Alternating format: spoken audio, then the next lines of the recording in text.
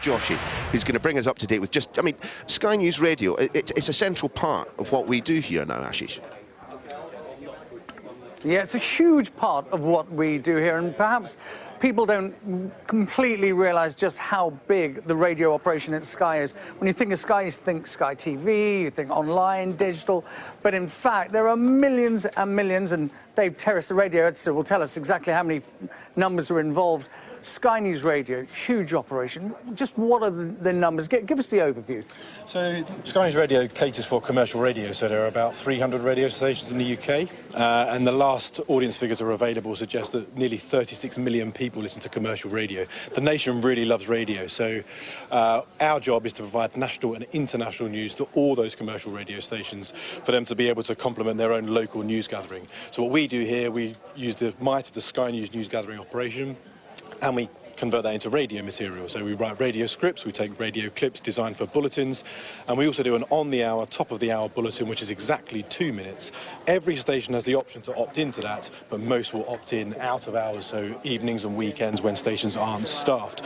Some stations do staff 24 hours, others don't. So during the day, stations will use us primarily as a news resource, but in the evenings and overnights and weekends, they'll use us for the bulletins as well. And there are all the new digital demands as well. People might be listening on their smart devices. That's right. You can ask all the smart speakers, Alexa, Amazon Alexa, Google Home for the latest news from Sky News, and what will come up is the latest bulletin that we produced at the top of the hour, which is exactly 2 minutes. Okay. Do your clients tell you what they want to serve their audiences, or do you tell them that this is what's happening today and this is what we'll be providing? I think it's a bit of both, actually. So we're instinctively focused on stories which will cater for commercial radio. So we'll have a discussion about that. Charlie, who's just got in, will do a random ring around in a moment to talk to some of the stations about what they're liking, and then we'll base some of our news gathering on that. But we tend to have a good feel for what commercial radio stations... Dave, I've got to leave you because I'm going to join one of your radio reporters, Laura, who is preparing to put a bulletin together, so hopefully we can walk across the newsroom floor. This is Paul Harrison on the home desk. You saw him earlier in that meeting. The reason I'm trying to hurry is because I've got to get to that radio studio before. Leela, if you can get the doors open. This is Leela. She's an output producer. She's helping me today. So we're going to walk in and hopefully Laura will be about to go on air. Hi, Laura. This is Laura. She's about... Drawing a thick black line between yesterday and they want help. They're crying out for help. This is IRN and Sky News Radio. Lifts the Premier League trophy.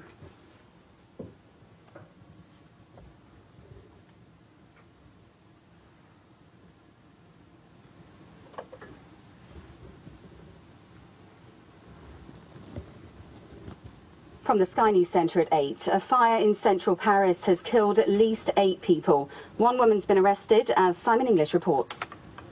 Around 200 firefighters were called to a residential building in the upmarket 16th arrondissement overnight. The district is home to famous museums and some of the city's wealthiest residents. More than 30 people were injured. Around 20 were rescued from windows or nearby roofs as flames leapt into the night sky. Prosecutors say this... Breaking news, and 100 HMV stores have been bought by Canadian retailer Sunrise Records, saving almost 1,500 jobs. But 27 stores will close with immediate effect, with 455 redundancies. The world's first minister for suicide prevention says there's no doubt social media is playing a part in the number of young adults it's affecting. The latest figures show more than 5,800 people took their own lives in the UK in 2017. On Safer Internet Day, Jackie Doyle-Price says the normalisation of this content online poses a risk, particularly in younger people. The internet generation, people access information all the time using their own devices, and so what starts off as feelings of anxiety and depression will lead people to Theresa May is expected to acknowledge Brexit as a concerning time for those in Northern Ireland. In a speech today, she's due to insist she can get a withdrawal deal which avoids a hard border with the Irish Republic. Actor Liam Neeson's been accused of racism by online critics after revealing he once went looking for a black person to kill after a friend was raped. He admitted walking the streets with a weapon for about a week to seek revenge. In sport, Liverpool missed the chance to go 5 points clear at the top of the Premier League last night. They were held to a 1-1 draw by West Ham at the London Stadium. That's the latest. I'm Laura Safe. Hey Laura, how did that go? Yeah, it was all right. Not too bad. A bit nerve-wracking. There's a camera here, but yeah, all good. Is it nerve-wracking anyway, thinking that when you're putting out one of your bulletins, tens of millions of people are listening to your every word? Not really. No, not anymore. It is when I think about it too much, but no, you get used to it. Do you ever get recognised for your voice? No, not really. Sometimes I have in the past, but when I was working in sort of commercial radio stations and things like that. You seem to be quite self-contained. You write your scripts, you control all the equipment. That's a lot of demand on you. It feels quite pressurised. Yeah, well, we all work in a big team, so we all write scripts, and then we all check each other's scripts, and then I just pick what I want to put in the bulletin every hour, and then just collate the bulletins of about 6 stories and a couple of clips as well. So did you say you were choosing the stories you want to put in your bulletin? So that's left up to you? Yeah, so I pop them in and then I just double check with the desk editor that he's fine with it or she's fine with it. And then if they want to change anything, then they'll just let me know that they've just swapped something around or changed something slightly. Hopefully there are going to be lots of aspiring journalists watching Channel 523 today, and they haven't quite made up their minds on whether they want to be print journalists or radio journalists or TV journalists. Is there a completely different set of skills you need to be a radio journalist if you wanted to be a TV journalist, for example? With radio, I guess it's just I suppose it's sort of more immediate than television. You don't need a camera. You can just record anywhere on your phone, anything. So essentially, journalism is the same. Yeah, it's exactly the same. It's the way the scripts are written. Yeah, the scripts are just slightly tighter. Sometimes the audiences are slightly different for radio than they are for television, depending on who your audience is. If you're working for sort of certain commercial radio stations, then it'll be different. Okay. One top tip for an aspiring radio journalist? Listen to, take loads of advice, ask loads of questions, and listen to what everybody tells you to do. Okay, good advice. Laura Safe, thank you very much for giving us an insight into the world of radio. Neil. Ashish, thanks very much. And thank you, Laura. Did you see they're hitting 2 minutes past 8, absolutely second on. Is this giving you an idea of why we find this business so exciting? And just take you back to the morning meeting, the 7:30 editorial meeting, as we look at pictures from inside the gallery as Sunrise continues its show. We're into the last hour of Sunrise, in fact, and we'll be spending a bit of time with the Sunrise team after their show as well. But let's just go back to that editorial meeting and the point of it. I mean, as we were describing, it is about flagging up what the big stories of the day are and working out how we're going to do them, who's going to do them, and how we get them on air. But it's also there are also a few technical terms that might have been mentioned there. One of you's been getting in touch, and if you have got any questions, tweet them using the hashtag that you can see at the bottom right of the screen there, Sky News Raw. One question was, what is bidding? It was mentioned an awful lot during that morning meeting. Are we going to bid for this? Are we going to bid for that? That, in essence, means, oh, we're just going to try and speak to them. We bid for an interview. So whenever you hear people using that particular phrase, that's what we're talking about. Are we bidding for the Foreign Office? Are we bidding for Liam Neeson's agent? Are we bidding for X, Y, Z? So that's, keep your questions coming in. We're just having a quick look around the newsroom, and as you can see, Ashish is just parked himself. We'll give him a minute or two to get himself settled. But central to any news organisation, particularly any television news organisation, are the desks, the home desk and the foreign desk. The foreign desk deals with everything that is outside of the UK. The home desk, everything domestically. And of course, different days have different news agendas. Different days there are big stories outside of the UK that we would choose to lead on. But in general, the bulk of our news comes from via the home desk. And our series of bureau up and down the country, James Matthews, of course, up in Scotland, many of you will be very familiar with. Gerard Tubb up in the northeast as well. All of them being brought in by the home desk, being allocated a story to proceed with. And And after that point, you know, depending on the story, sometimes you are pretty much left to your own devices. Just going to see if we can bring Ashish back in, because he's going to be chatting to that chap that's standing there with the phone to his ear, Paul Harrison. Now, he was formerly one of our royal correspondents, formerly our royal correspondent, a big fan of red trousers, which he asked me not to mention on air today. Those two facts entirely unrelated, of course. But now, of course, as home news editor, he sets the tone, sets the agenda, and tells correspondents what to do. Ashish is here. Ashish, go on, let's go pester Harrison for a while, shall we? Let's go and talk to Paul Harrison. Pester? Probably not. He might be a little busy. I've been told to pester you by Neil. You've been told to be nice to me, is what you... We heard you in the morning meeting today. You're the man in the hot seat, driving the news agenda, as it were, today. Lots of responsibility on your shoulders. Do you ever worry about just how much is going on and how you're going to cope on a day-to-day basis? Every minute of every day. There's a lot going on today.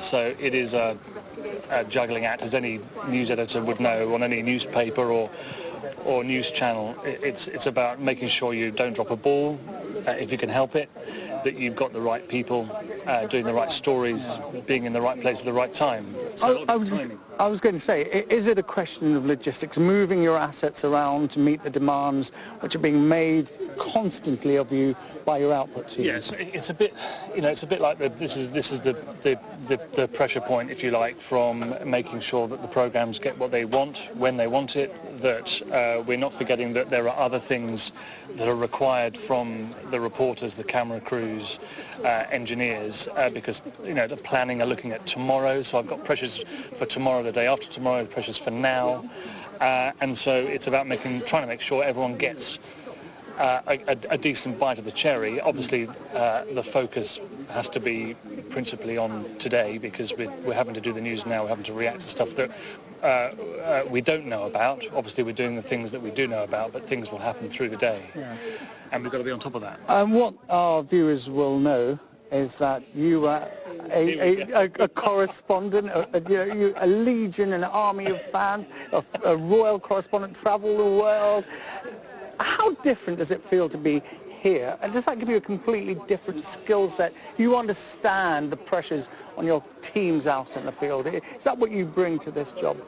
Well, I think that having worked in the field does help to then come on the news desk, and therefore you do have a bit of an understanding about what it's like in the field. I can just feel my phone vibrating now as we speak, as someone's saying, "You don't think that at all."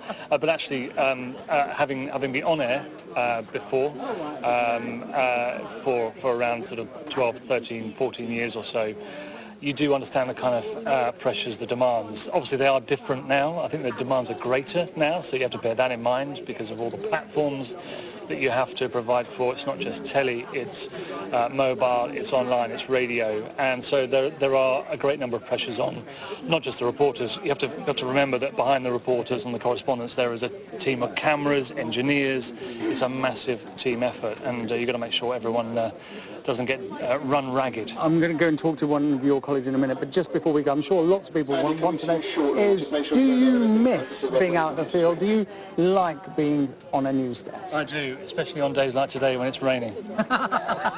I'm sure all of your correspondents out in the field who are standing under a cloud will thank you for that. Well, it's just worth mentioning, of course, the other reason that I came off air is that I have to leave it to the good-looking ones, like David Bolton.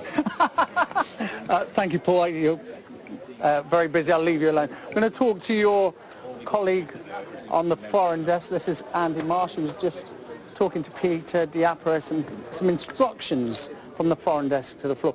Information as much as anything else, actually. Just, you know, we did an interview with John Oliver in the States yesterday, and it was about whether it was a one-camera, two-camera shoot, which basically affects our sort of editing capabilities and what we can actually do with it.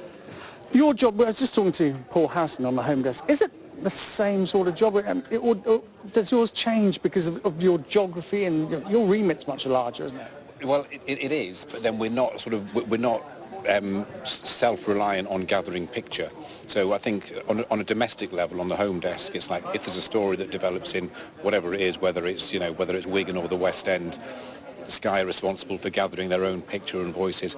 We do deploy on such as Venezuela. We've deployed on I mean, there are two classic examples today. Venezuela, we've got 2 teams deployed on that, which we will gather our own material, but we also have sort of partnerships with broadcasters over there and agencies, and that sort of supplements, because obviously we can't get everything on such a wide scale. And then the other sort of headline story today is the fire in Paris, which we've sort of taken a active decision not to go at the moment, because it's a straightforward sort of tragic event.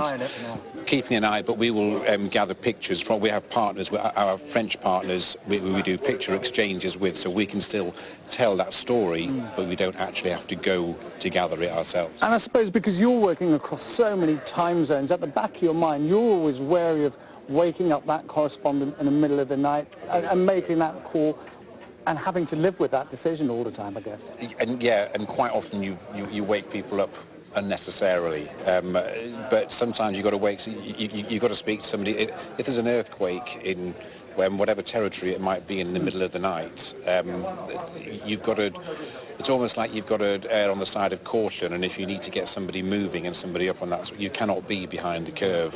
So you've got to call them, and I think they live with that as a way of life almost. And I suppose, Andy, you're thinking all the time as well, when you're deploying correspondents into hostile zones, yes, you're always thinking about risk management as well. 100%, yes, yeah. I mean, more and more, I think, I would say over the last 10 years, the whole risk assessment side of things has really come to the fore. So we have procedures in place, not just on a sort of administrative level, but also very much on a practical level as well. And I would say the majority of people who work on this desk, and certainly on the planning side of things, have all been deployed to sort of hostile environments. So there is you need an element of sort of basic background knowledge. I was talking to Paul a little earlier on, and I suppose your background's a little similar. You were out in the field, you've got years and years of foreign news gathering experience. You were in Brussels as the bureau chief there. Do you miss being on the road, or do you like being behind a desk here? I certainly miss the adrenaline of it and the pace. I think when you're on the desk, it's a little more, life is a little more predictable and stable. But what we try and do here is, I think the people who are best at this job are people who have operated in the field, and vice versa. The people who are best in the field are also connected to the newsroom and understand how it works. So we try and mix it up a little bit. So you've got a bit of this, but then also getting out and about to stories as and when appropriate. I did 10 years non-stop on the road, which was, which is that can be quite draining. So it's quite nice to have a bit of a, to pull back a little bit and have a better balance. And thank you very much, Andy. A little insight into how Sky News manages its award-winning foreign news operation there. And that is the thing you often forget working at Sky News. When I first started, I was surrounded at Westminster by people like Peter Lowe, who you've already seen, Adam Bolton. The people who have worked for Sky News, and Andy Marsh, as he was saying, has worked for Sky for 16 years, have an incredible amount of experience. And it is rare, in fact, I think it's almost impossible to find a senior member of staff who isn't keen on helping everyone out. I mean, Andy Marsh was, you might remember, Alex Crawford's road into Tripoli. He was on that 4x4 with her, making sure that coverage happened. His 6 years that took place at the 6 years that he was working in Brussels, any number of stories. Now, what we're having a look at the moment is the mobile huddle. Mark Alford, that you can see there in the middle of your screen, leading that meeting. So let's have a listen in and see another part of Sky News and the way that it prioritises and works out how we tell the story. With auto tweeting button.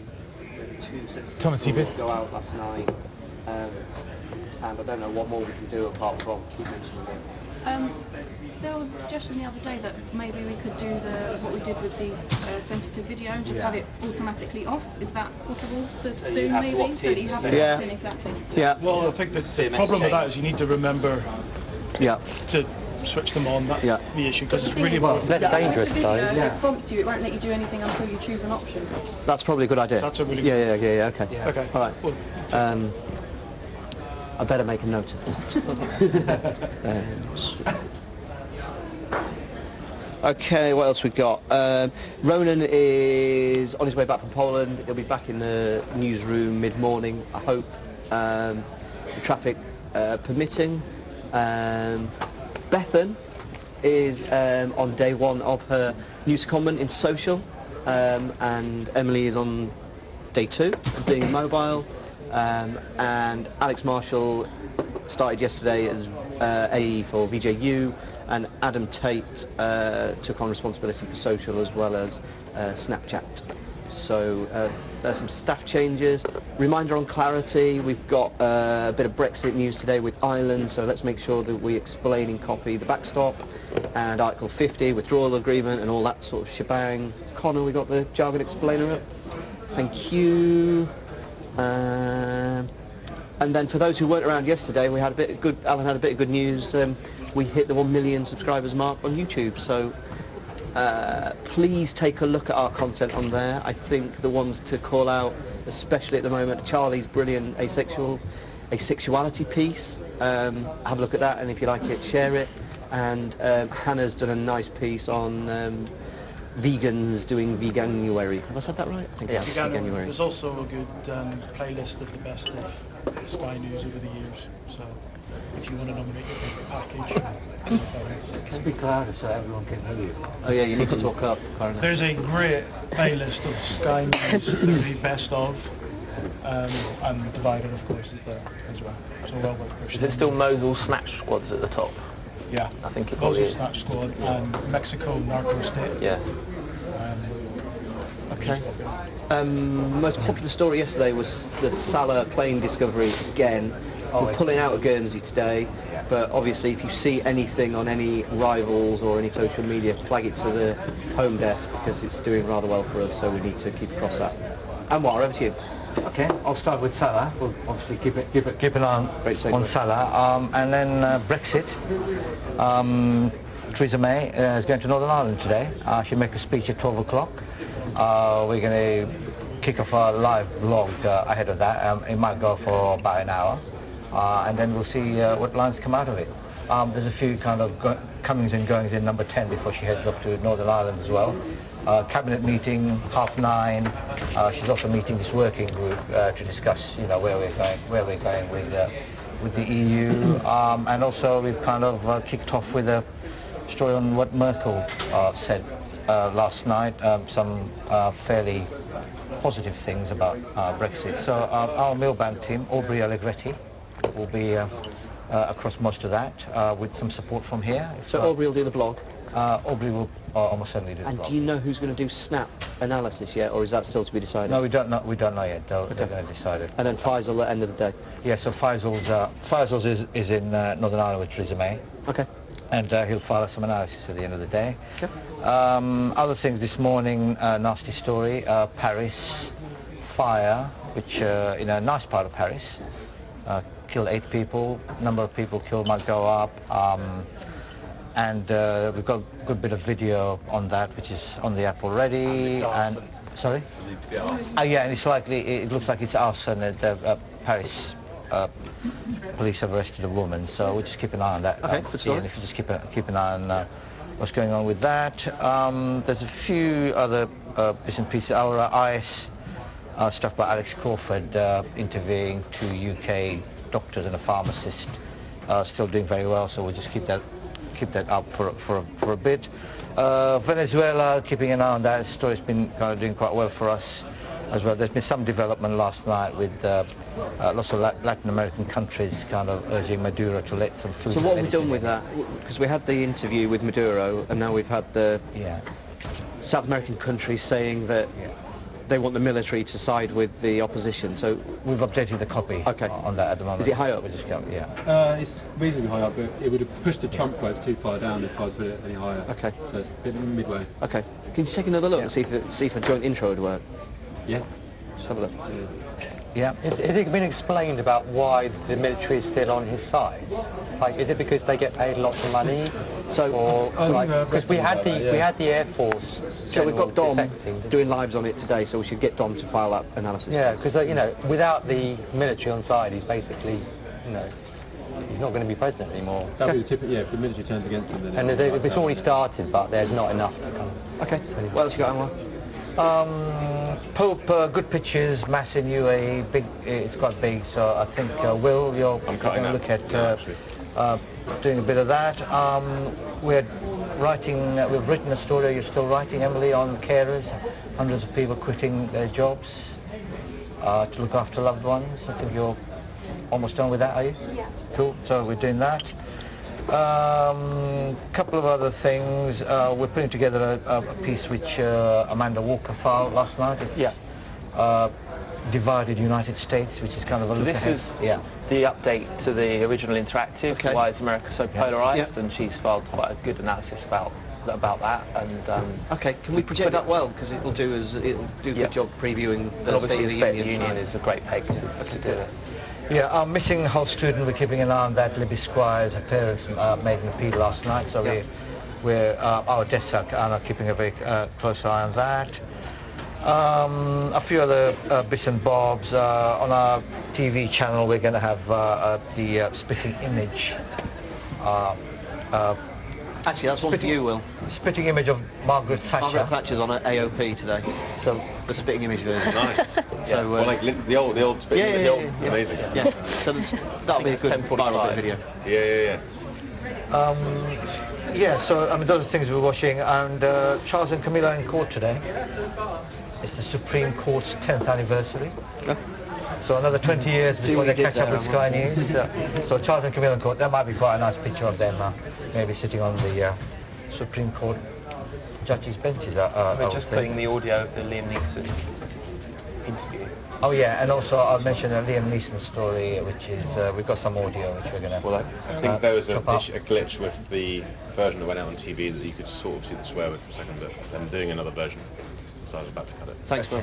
So we make sure we give that a good show. Okay, Any updates to the Liam Neeson story turn of photo tweets? Oh yeah, good point, Grant.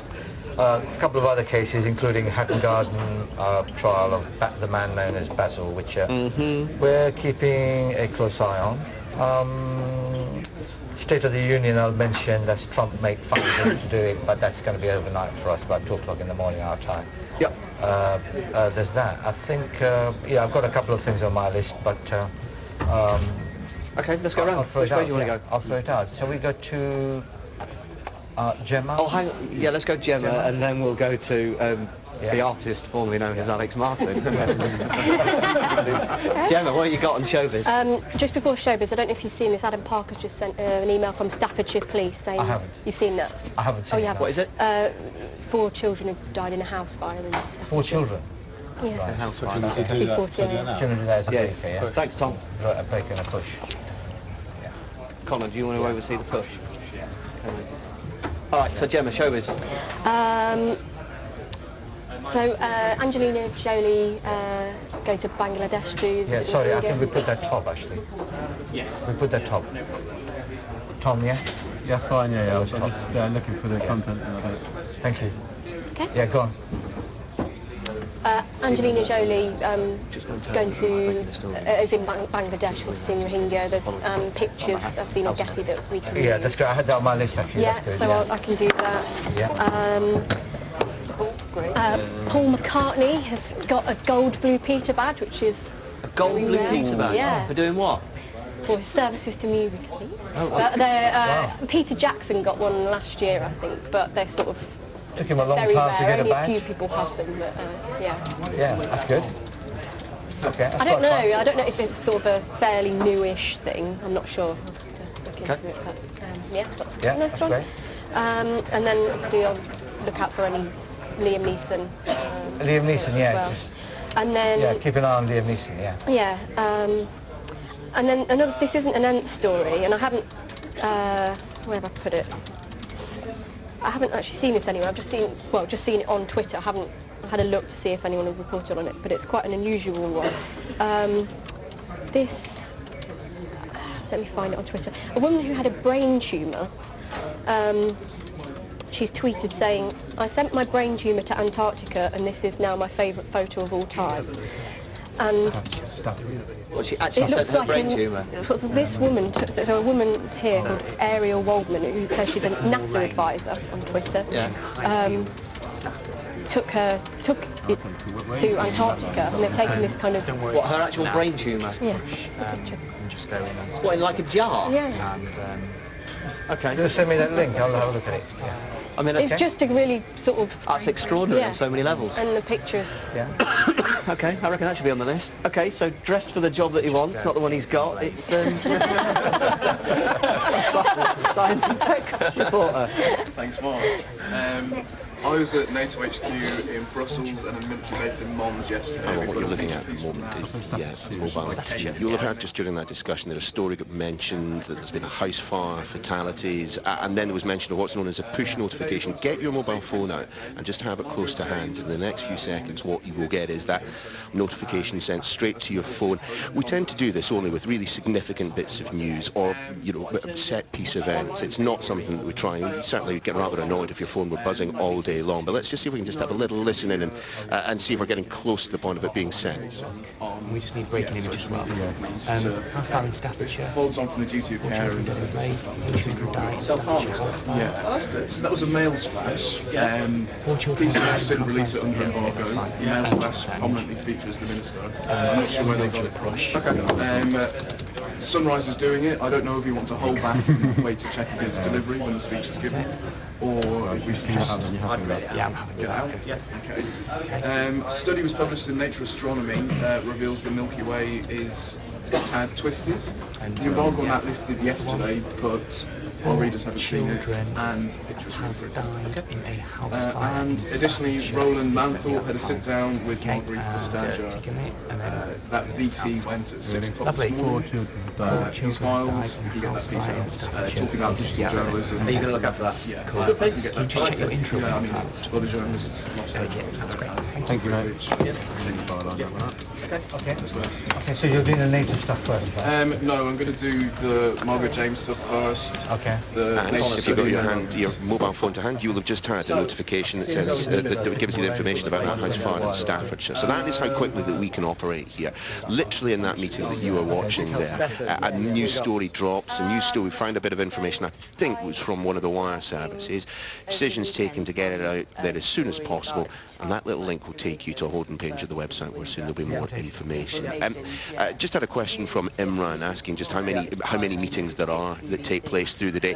There are quite a few. You might have heard a little bit of a giggle from colleagues in this alternative gallery here. Story meetings essentially at 7:30, 9:30 and 3 o'clock. Planning meetings looking forward to coverage later in the day and days to come. Those take place around 10:15, 3:30, 5:15, and the digital huddle that you've seen. This kind of mobile-only get-together. That's at 8:15 and at 2:30. So plenty of meetings that take place through the day.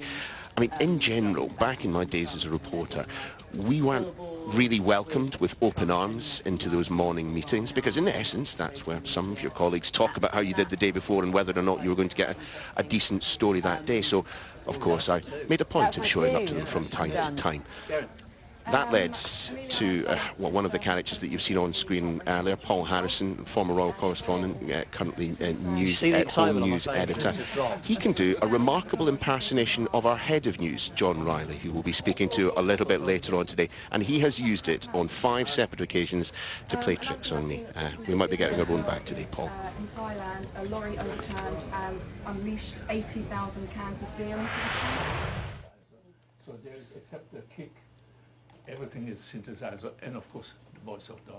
Yeah, and when you hear the intro to that song, you Thanking immediately know what it is. It is iconic, as are you. And let's take you back inside the gallery where Sunrise is still going on. Neil Hunter there is one of our directors at Sky, but in that position I suspect he'll be the technical... Oh no, in fact he is directing the show. Mike Kumar at the bottom left there.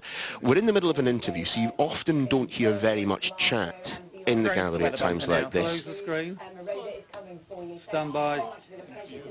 Where the bumper next? Stand by TX. And take us TX. Weather bumper, stand by camera 4. So TX is transmission, and as you can see on the screen there, that's them running the bumper, as we call it, a little bit of advertising that takes us into the weather with Nazanin. Today will be no exception, although to begin with, Whilst the weather is going on in the VR screen area of Studio 6, as you can see, Sarah Jane still talking to the guests that we've had in the studio.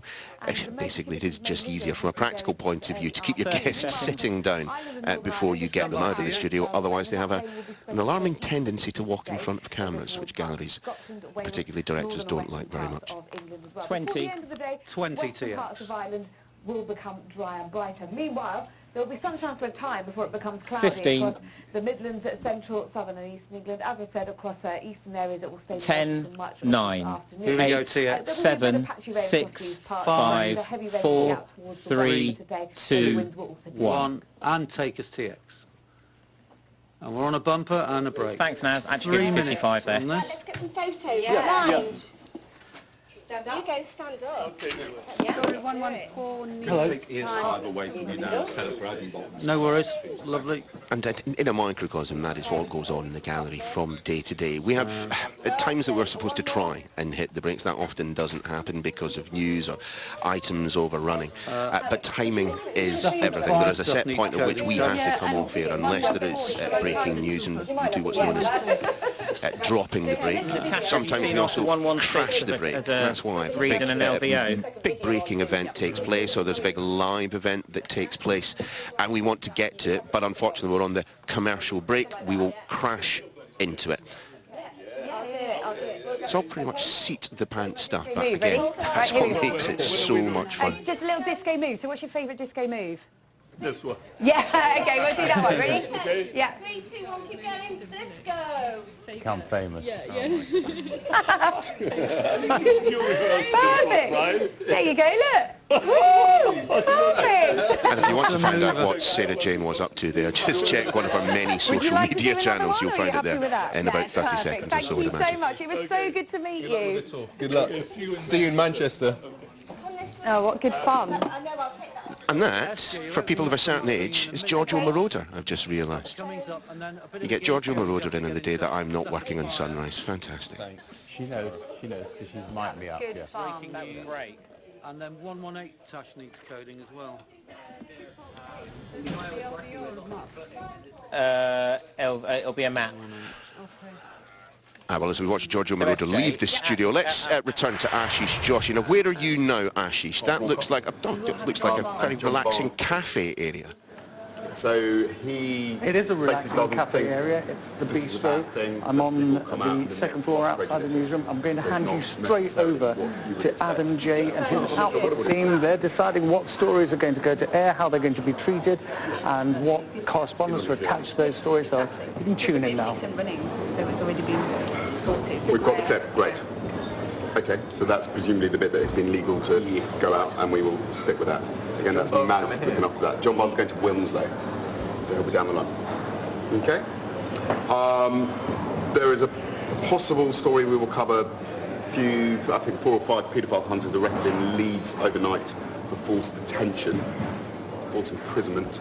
Mark White's going to look at that because he's done a big piece on it last year that we can use bits and pieces of. We will see where that goes, whether or not we will speak to him. And then Jess is going to look after all of this. What we might do is have, so Ashish and Katie are looking after the Raw channel when it's on air. When either of them aren't on air, we might get them to come and talk to you and explain exactly what's going on. There are also a couple of pieces running from Violent Mental. And specifically referred to Sky News Row, the Mental one can kind of run by itself. It's more on news funding, a bit of look at the newspaper industry and how it hasn't translated to digital. So that's more to do with the 7 o'clock special that they did last night. Yes. Okie doke. Then there are a couple of nice pieces that started running last night that we will carry on running. One is the SS Prisoners, Alex Crawford's piece. Oh yeah, yeah. Written to Irish nationals who claim to be innocent and want help from their governments. And there is George Mitchell spoken to us. That would be difficult. Not to get excited. It's always a loud meeting. So George Mitchell interview about the Good Friday Agreement. Other bits and pieces we are looking at. HMV has been bought out of administration, probably just a nib unless we guessed it. I suppose we could do an Ian King. Not Ashley. Not Ashley, so Ashley has lost his bid. Could get Ian King up at some point. And then Hatton Garden trial gets underway today. I think the prosecution outlined their case yesterday. We might hear from the defence today. Martin Brunt. Not Martin Brunt. I think that's Adele.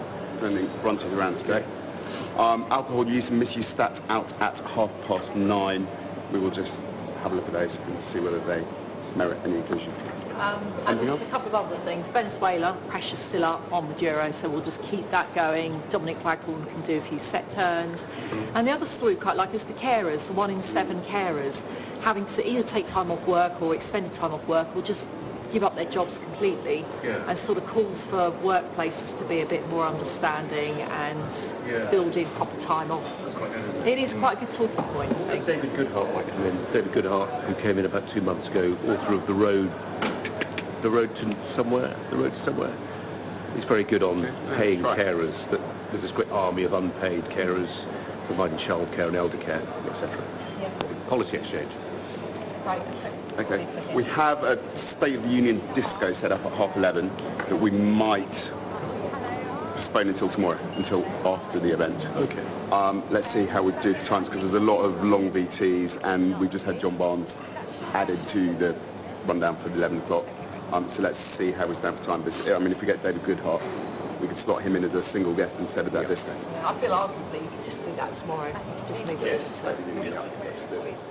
All right, and there is a fake news disco at 12:30 as well. The Thatcher puppet, the spitting image puppet, might make a nice nib in the bulletin. It's on AOP. And we can fair deal vegetables. They'll have what. Great.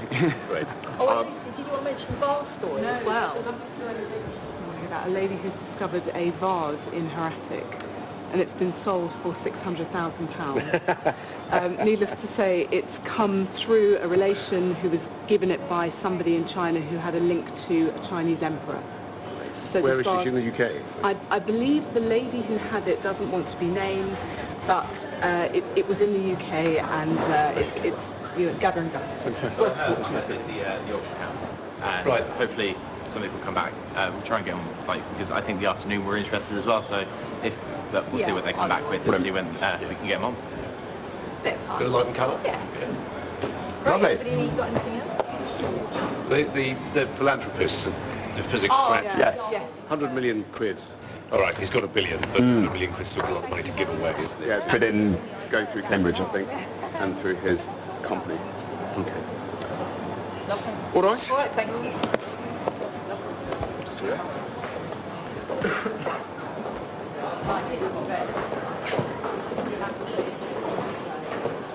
Yeah. Okay, look, let's go over and talk to Adam and Colin. Colin, you're about to go on air. Are you happy with the way the news is shaping up? Some breaking news stories. You've got the fire to deal with, 2 fires.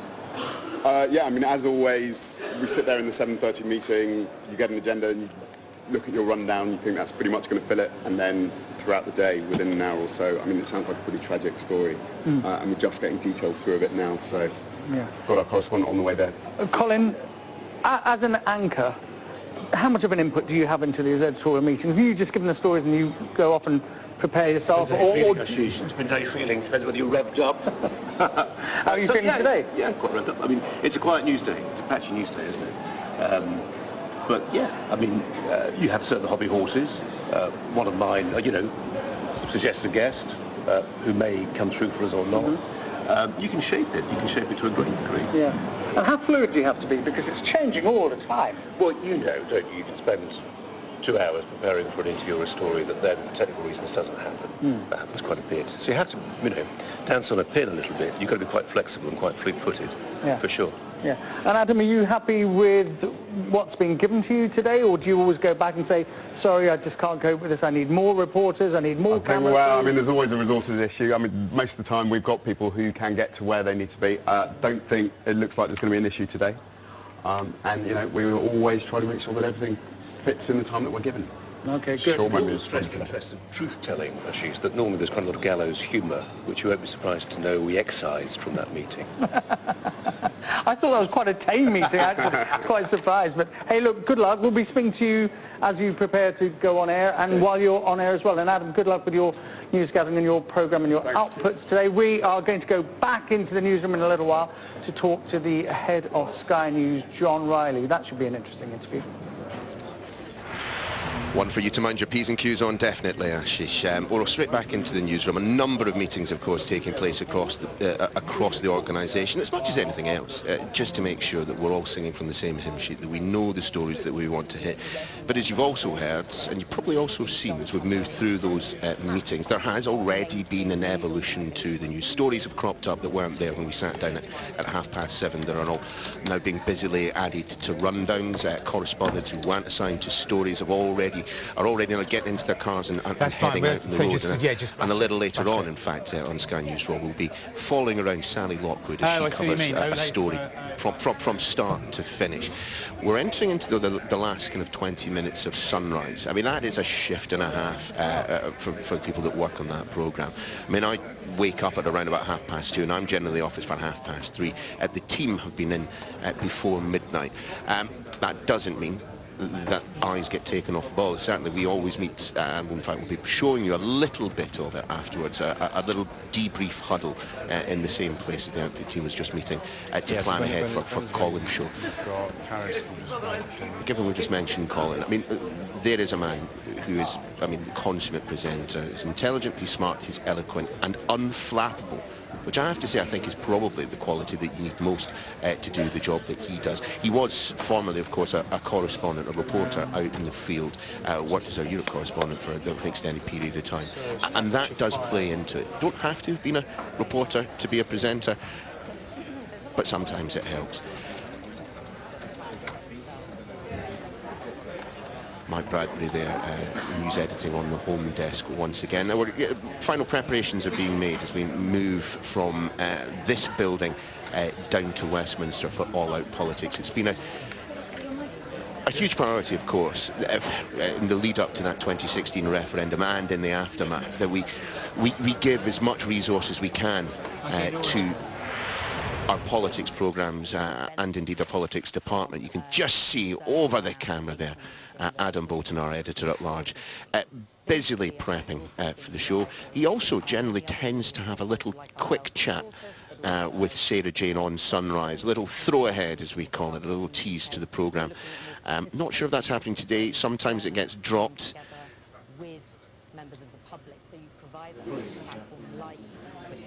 This is the man who will be running the next show from 9 o'clock. Here's Wisby.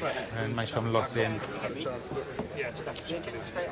And for a variety of reasons that I won't bore you with, we use a different gallery for the programme from Westminster than the gallery that we are currently using for Sunrise. So there's a bit of technical jiggery-pokery that needs to take place and a few seats that need to be moved.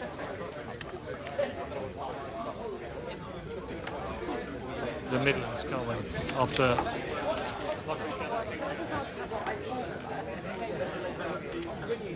to keep your questions coming in, Chris Houston, who in fact I know, has emailed in asking, how do you deal with reading the auto cue whilst you've got all those voices in your ear? Do you know what?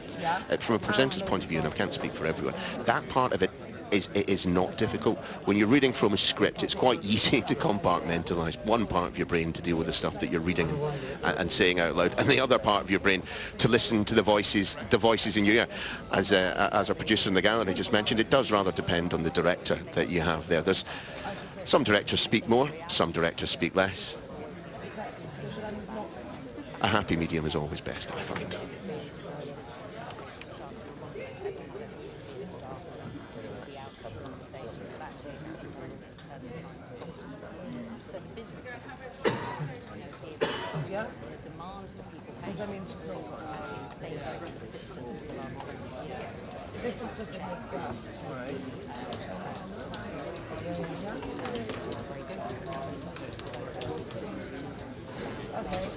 And Ashish is in the newsroom once again. Ashish, where are you now? I think you were mentioning you're going to be talking to our head of news, John Riley. Been head of news since when? 2006, John Riley took over as head of Sky News. He's been here much longer than that, of course, and even longer in in television. Look, this is the newsroom. It's quite quiet at the moment. Everyone's busy after their morning meetings, deciding what they have to do. And on this side of the newsroom, just to give you a sense of the geography, looking out across at all of this. In this office, first thing you notice, no walls, no doors. This is John Riley behind his desk, hard at work. Good morning, John. Hi, good morning. How are you? I'm very good. Good. Yeah. Look, one of the first things that has to be asked is, when you announced this idea of Sky News Raw, it was met with incredulity. It was just, why on earth would you let so many cameras into a working news environment? Why are you doing this, John? We decided today to let the cameras in behind the scenes in our control rooms, in our meeting rooms, in the newsroom, to talk to people and see how we work. Because I feel very strongly that it's important that news organisations are transparent about the decisions they take. I'm keen that we demonstrate that we're a group of people who come to work non-stop, 24/7, to try and make stories that are significant and relevant to our audiences without any particular agenda. Our aim is to offer and produce world-class independent news. And I think it's good to try and knock down the barriers. I also think that I hope in a very small way what we're doing today will encourage young men and women from all sections of British society to want to work in television, whether it's as a camera operator, a sound recordist, as a floor manager, on air, or as someone who makes decisions behind the scenes, to see that actually anyone could work in television, and it's not the preserve of a privileged elite. Yeah, that's one of the things, before we talk about the past, in the present, when you look out across your newsroom, it's a very diverse newsroom, and that's one of the things you're very keen on engaging with, is people from not the traditional backgrounds who work in television news, but trying to get other people interested in what we do. Yeah, the people here are responsible for the recruitment of both technical teams and journalists and on-air staff have gone out of their way the last 5-6 years to try and encourage people who wouldn't naturally think of a career in television to think about it, because it's great fun. I mean, like all jobs, it has its ups and downs, but it's great fun, and you get to work on some really exciting projects, both in front of the camera and behind the camera. And remember as well, Sky News is now a multi-product news organisation, so there's opportunities in radio and opportunities, of course, in digital journalism. Yeah, you were talking about transparency. I guess, as the head of Sky News, that's one of your biggest challenges, is to restore trust in journalism and restore trust in media, not just in Sky News, but media in general. Yeah, I take issue a bit with your word restore. I mean, I've been lucky enough to have worked on the BBC 9 o'clock news, as it was then 30 years ago, on News at 10 in the days of Trevor McDonald and even Alistair Burnett, and here for a very long time. I think broadcast news has a very strong track record of offering accurate news and current affairs. So I don't think it's an issue of restoring trust. I think the mainstream broadcasters have a very strong record of offering the British public and international audiences, in our case, accurate, impartial news. So I think it's a question of restoration. How do you convince people that Sky News, other news organisations in this country are to be trusted? Because we've seen with the advent of Trump and America and what's happening there, fake news. We didn't even talk about fake news 5 years ago. Suddenly it's on everyone's lips. Is that one of your biggest challenges? Yeah, it's a challenge, but it's always a challenge to ensure, as I said earlier, I guess, that we are really rigorous in our journalism. And I don't think, some organisations have hired fact checkers and all that. I think it's about employing men and women who are very focused on pursuing the truth, very focused on getting the facts right. Accurate news is about checking information and getting the facts right. And if you're not sure about something, don't broadcast it, don't publish it. Get the facts right. And it may take a while to confirm a story, or if you're not sure about the entire validity of a story as it's developing, Tell your audiences what you do know and you're 100% sure, and what you're not entirely sure about. Be straight and honest and transparent with them. Sure.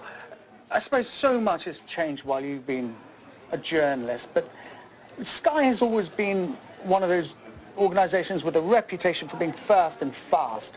Has that changed with the advent of social media? Is that still our raison d'etre? Do we still pay more attention to breaking news because that's what the public tunes into Sky News for? Or can we beat Twitter? Can we beat the other social media platforms? Well, we can beat them by breaking news. We can beat them by being right. So on Saturday, for instance, our city editor, Mark Kleinman, broke the story that Nissan was no longer going to carry on with the production of its new model of car in Sunderland. A big story with very significant repercussions for the northeast of England and beyond. Sky News, I guess, has changed a little bit. It's no longer just about straps across the bottom of the screen. We employ a number of specialists, our political team, our foreign affairs team. We have a lot of bureaus around the world in business and economics, as I've mentioned, and in science and technology.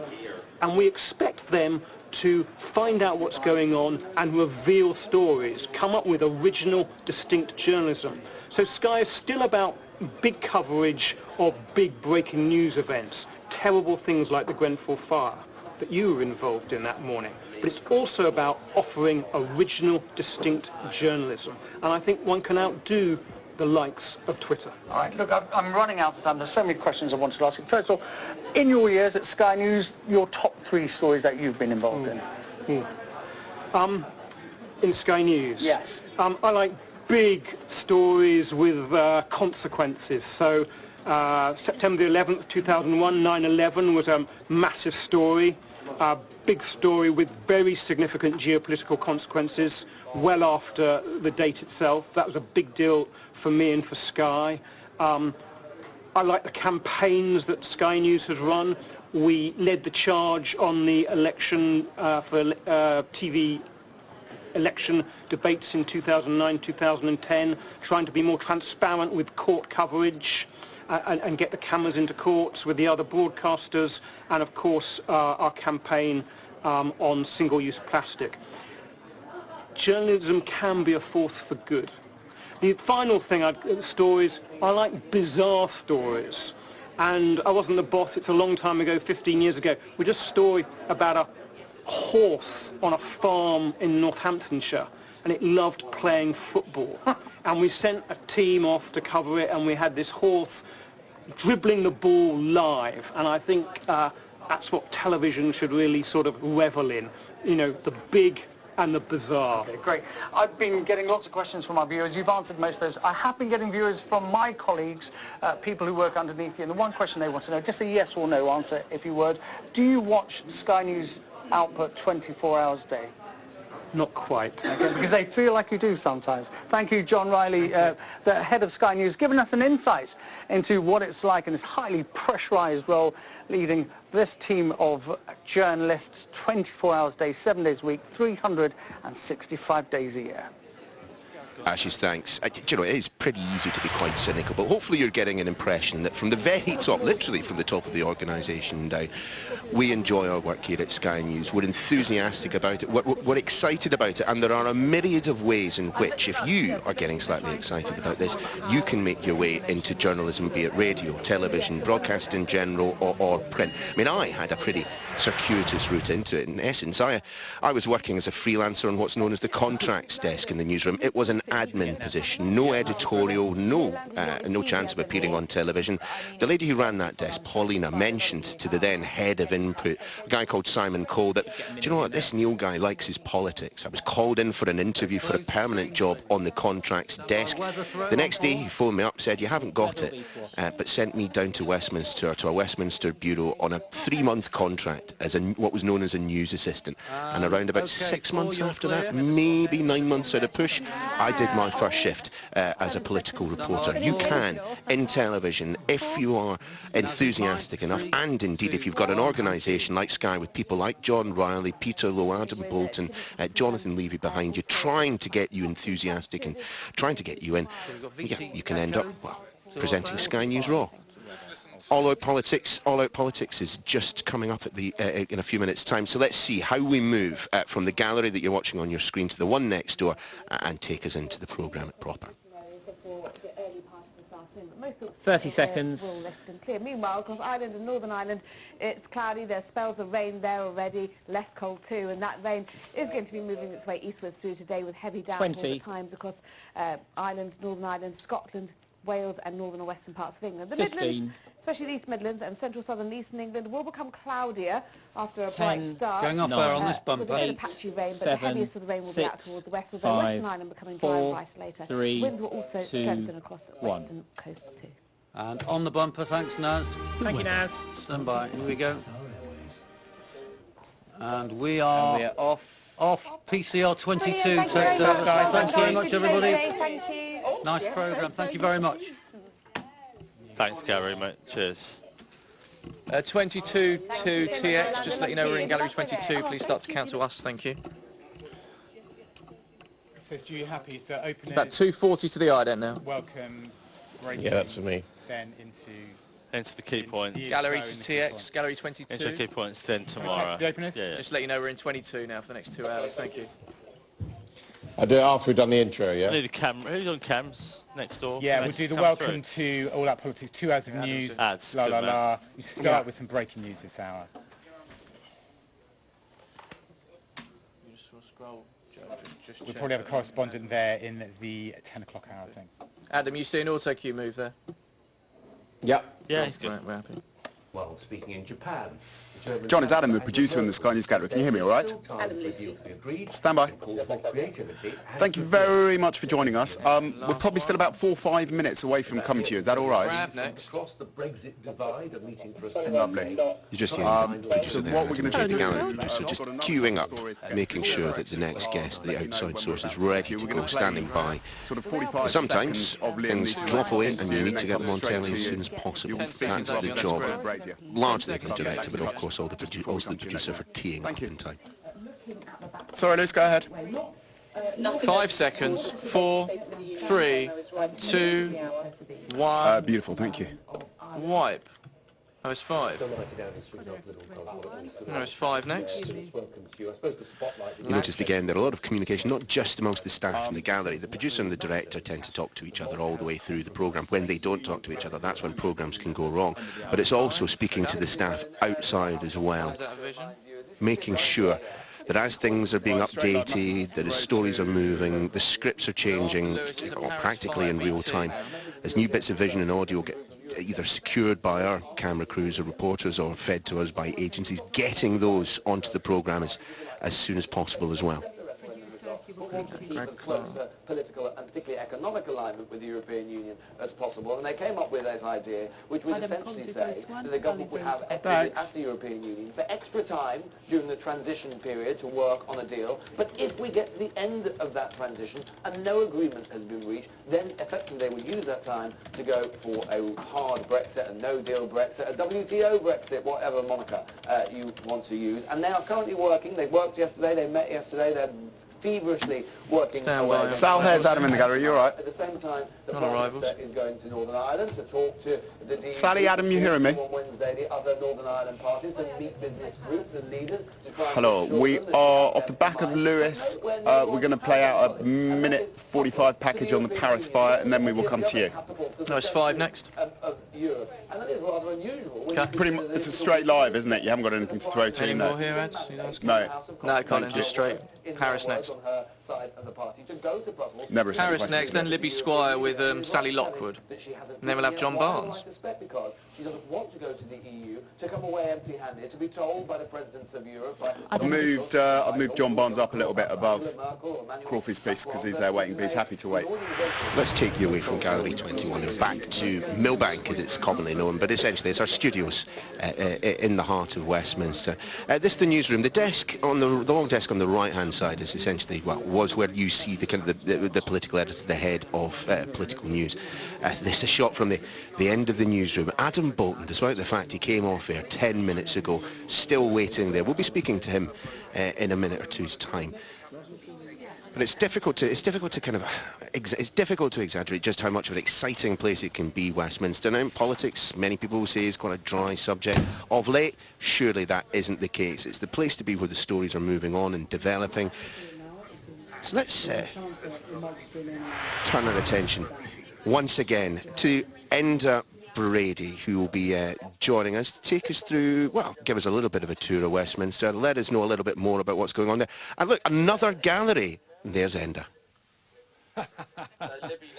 Hi Neil, yeah, we're inside the gallery here. This is where all the technical stuff happens behind the scenes, which makes all our presenters and correspondents look good. I'm not going to touch any of these buttons because genuinely I haven't got a clue what they do. Gareth, our technical supervisor here, tells me that these control the camera shutters, so I'm going to leave them well alone, and we're going to go for a little walk now. So we are in Millbank. This is the building in Westminster where all of the political correspondents and news channels are based, and where the politicians come and they do their interviews, and they will go from Sky News, they will do an interview here, they will go elsewhere, they will go on all the news channels, and then they will zip back across the road to Parliament, to whatever parliamentary business they are doing.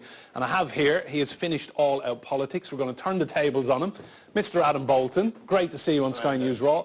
Adam, talk me through your typical day. I think the whole point is there isn't a typical day. I mean, when we started 30 years ago, for example, and Jonathan Scarrett behind the camera was there, we didn't even have a camera crew assigned regularly to Westminster. We had an office. We were actually the first people to have an office, but we had me and 2 correspondents, 1 producer, and a freelance crew which we hired in as needed. What we could do, and we were the first people to do that, was broadcast live at any time.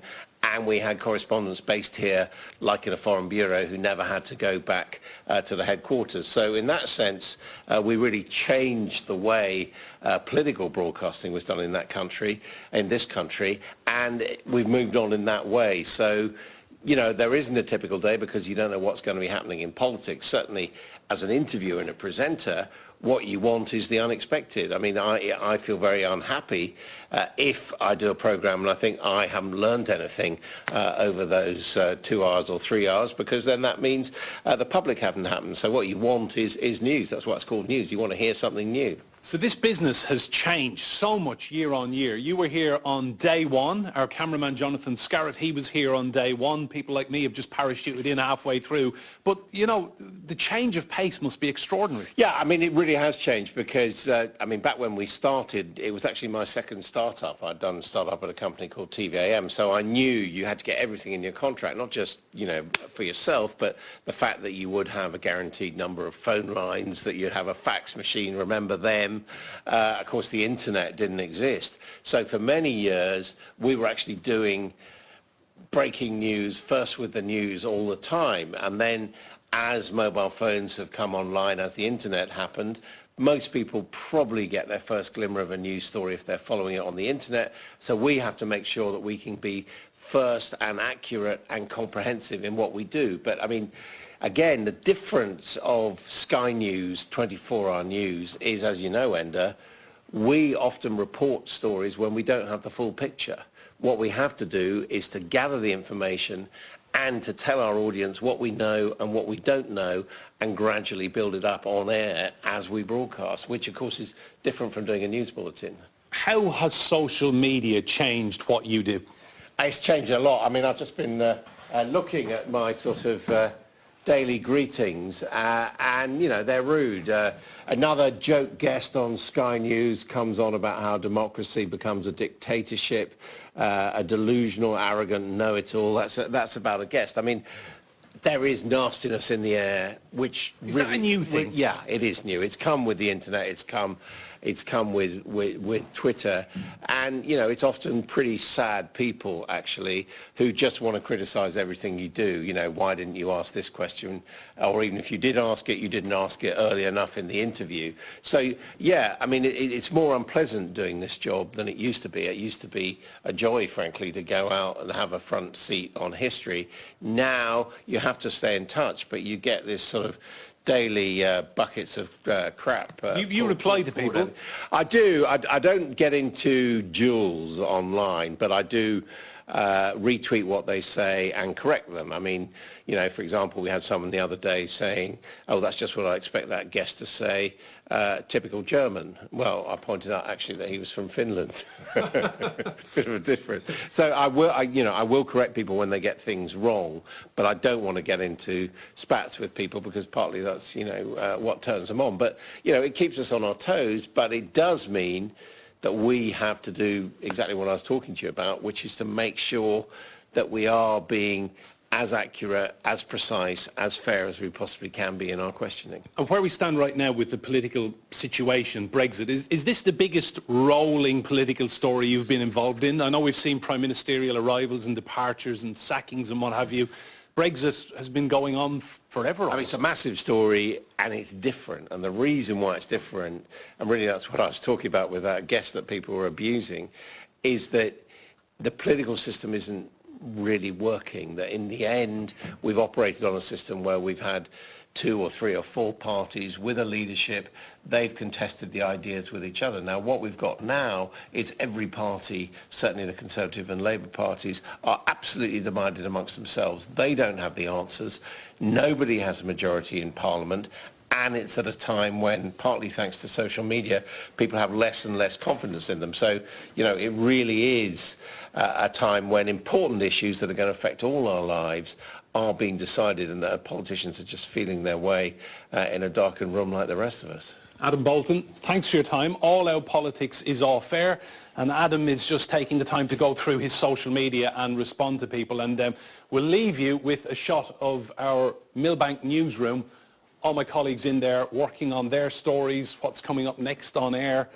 And this is Millbank, the beating heart of political reporting in the UK.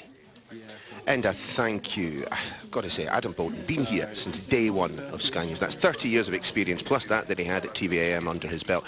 Lots of people will know him simply as a fantastic political broadcaster. I have to say, he's also a genuinely nice guy as well. He's been incredibly helpful to me at every stage of my career. My first day in Westminster, he and the then head of the unit, Peter Lowe, took me downstairs for a coffee, told me, look, if anyone tries to poach you, come and speak to us and we'll make sure that we hold on to you.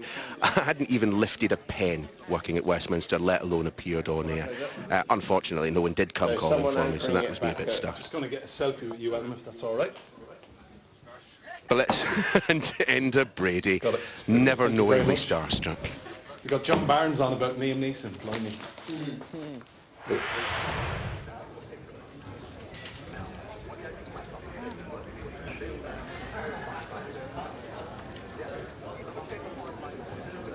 Well, let's take you back to the home desk. Mike Bradbury and Paul Harrison there. Let's see exactly how the stories have evolved. They're clearly talking across the desk to assignments, and that's at the part of the desk that handles, you know, crew bookings and indeed hotel bookings when moving away. Let's just have a listen and see what they're chatting about.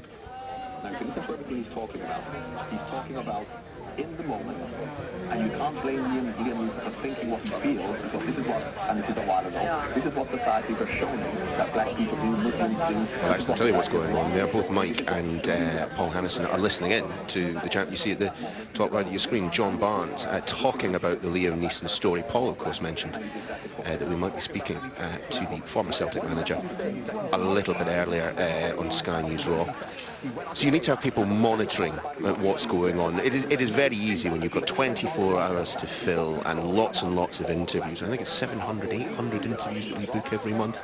Sometimes news lines, as we call them, can slip through the net. So monitoring and turning that material around as we talk are all important. So good that we've got such a big set of lugs as Paul Harrison has listening in.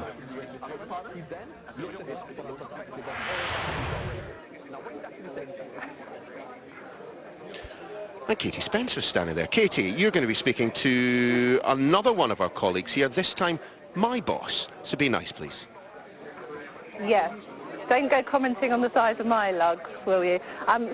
Before we go and speak to Christina, who is all of our bosses, I just thought I'd walk you past the daytime team. What are we on? It's coming up to 18 minutes past 11, so you've got basically half of the daytime team working on the output that's happening at the moment, but also we're building the rundown at the moment, aren't we, for the 12? Doesn't stop, it's constant. That's the joy of being a rolling news channel. So what we're going to do while they're doing that is try and find Christina Nicolotti-Squires, our Director of Content, Who? Christina. Can we have a chat? I've got told, poster.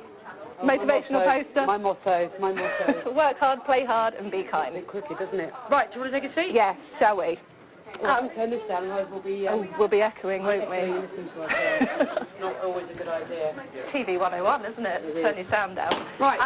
Firstly, can we have a chat about Sky News Rule then? It's quite a brave thing to be doing, really. Yeah. The camera's constantly rolling, really, in a newsroom. I mean, we're quite prone to swearing, and there's obviously this sort Speak for yourself. Look, Sky News has always been known for being innovative, being a bit risky, challenging the status quo, and this seemed a perfect way of celebrating our 30 years. There's been a lot of nervousness about being on television. You're used to it, I'm not. I've spent many years keeping away from the cameras, but interestingly, someone just came up to me about 5 minutes ago, I won't name him, but he came up to me and he said, I was really worried about this. I was really worried. I nearly didn't do it. And I discussed it with my wife, and actually, I'm really glad I did, because it's really good we've shown people what's going on.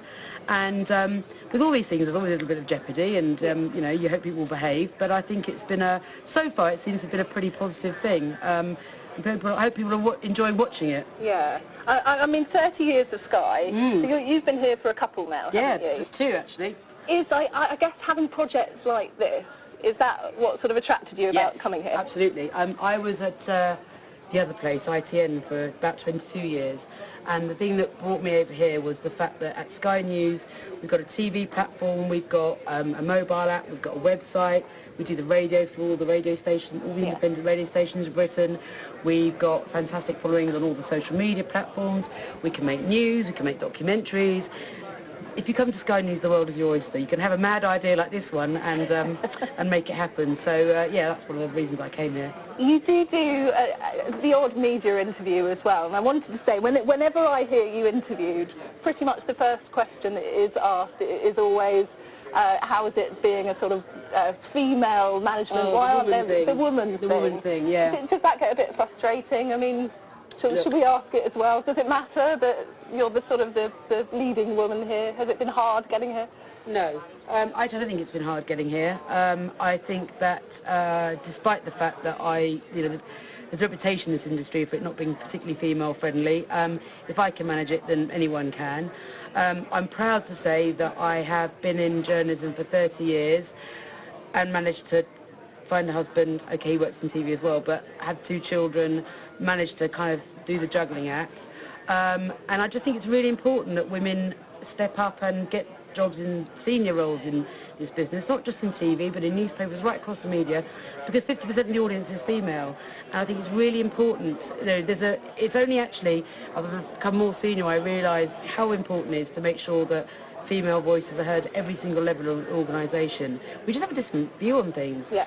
And it's in actual fact, across all businesses, not just media, but across all businesses, companies that have boards with a balance of men and women actually make more money. It's that simple. Can we ask you about your role as well, Director of Content? Yes. What does that involve on a I don't know, you tell me. No. It can involve everything. So in theory, my job actually, my title is Director of Content for Sky News, so I'm in charge of the production staff you've been meeting today, on radio, on TV, and online, documentaries, the pledge, you know, a huge amount of output. I work very closely with Jonathan Levy, who's the Director of News Gathering, and John Riley as the sort of senior leadership. My day can be, well, it's hugely varied, so I'll go to editorial meetings, we'll talk about some of the stories. There's various stories that I've got a real passion for, that I think, you know, again, my background and me being a woman and a wife and a mum gives me a perspective on some stories that others wouldn't necessarily have. But I can be involved in all sorts of things, like, do you think this image is okay to go out? Can we say this? Should we be doing this story? I've got someone in my team who's not working the way they should do. Someone's got to go and have an operation, needs to cover them. It's just everything. Can I ask as well, this is an open plan office as well. I've never had an office with no walls. Is that risky? It's quite fun, isn't it? It's quite fun. It is quite challenging when you need to have a private conversation with somebody, but I did once get locked in a stairwell. Can you sense when something is happening? Is there a sort of noise that is made from the newsroom? It's not a noise, it's a physical thing. It's actually, when I used to be a news editor, and the guy who was sort of my boss and my mentor always told me when a big story's happening, stand up. Yeah. And so when the big story breaks, people tend to stand up. It looks like you're in control, your authority. Problem is now, with all these standing desks, people are standing up all the time. So, but you can definitely know when there's a buzz. There's always a... I wouldn't say the noise level goes up, but there's an atmosphere. It's hard to put your finger on it, but you know it, don't you? Yeah, there's a buzz, isn't there? There is a buzz. Thank you, Christina, for talking to us. We will leave you there. Great job you're doing today. Thank you very much. Yes, we'll just have one more wander back to the daytime output team, shall we? We'll see what they're working on, where they're up to at the moment. What time are we at now then? 11:24. So yes. What's happening on the live channel at the moment? Have we got any guests coming up? Who do we have coming up, Lucy? Have we got anything exciting? Nothing just at the moment. We do have a debate coming up fairly soon, which we're going to be talking about Brexit, and then we're going to be talking about Sky News Raw. Oh, there you go. It's getting terribly meta, talking about the behind the scenes of the behind the scenes. Absolutely. I know. Well, we'll hand you back to the live read of that. Katie, thanks very much. As you can see, we're putting pretty much everyone who doesn't generally appear on air, not just on air, but under pressure as well. I mean, who's coming up next on the channel? A quick check. Oh, no, we don't know.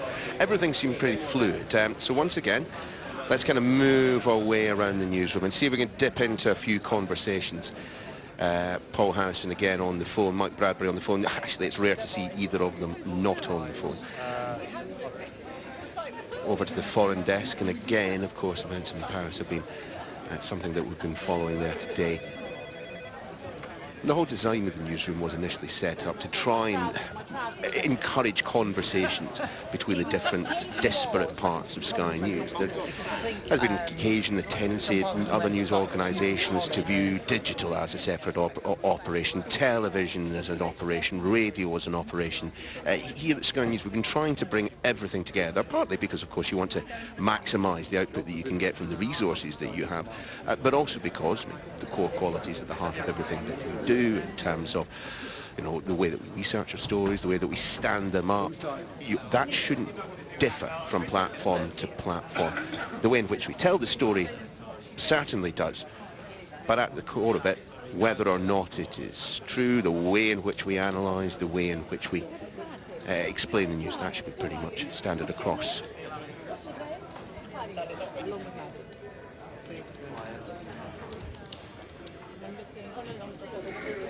Christine, have you seen that line about... Francesca Stevens, just looking down at the computer. We use a variety of computer systems. Open Media is one that we use, and it's, you know, we get there. Francesca's putting together the rundown for the afternoon programme. Rundown is probably something that needs a little bit of explanation. Literally, if you can imagine a list of, let's just say, 5 stories ranked in order of importance, that is the bare bones of what a rundown is.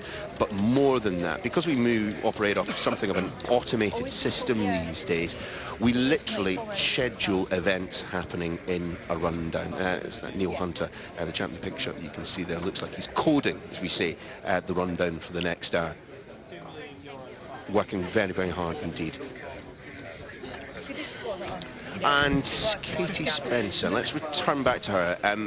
One of the biggest roles in any news organisation, Katie, is of course looking ahead, planning for, well, not just what happens in the next 12, 24 hours, but, you know, what can happen 3, 6, 12 months down the line. Yeah, an incredibly important role, really, because we can't just be reacting all the time. Rachel Lynch, you are our planning editor, aren't you, Rachel? So, we've seen from the live feed, everyone working on the general sort of daytime output. Yeah. What are your team here doing? What days are you looking at? Well, we're basically doing anything from tomorrow right up to events, even kind of 6 months in advance. So while you've just seen the home desk react to stories like this is happening, let's go, go, go, we kind of make news and we decide what's going to be happening, and we're a bit more proactive. So Georgia, who's sitting next to me, is looking specifically at tomorrow and where we're standing. All at this stage we're deciding what stories you want to do. You know, you can't just send someone. You have to think about all sorts of things about how do they get there, who they're going to speak to once they're there. Are we even allowed to be there? So permissions to get to all sorts of places. So I look generally the week ahead.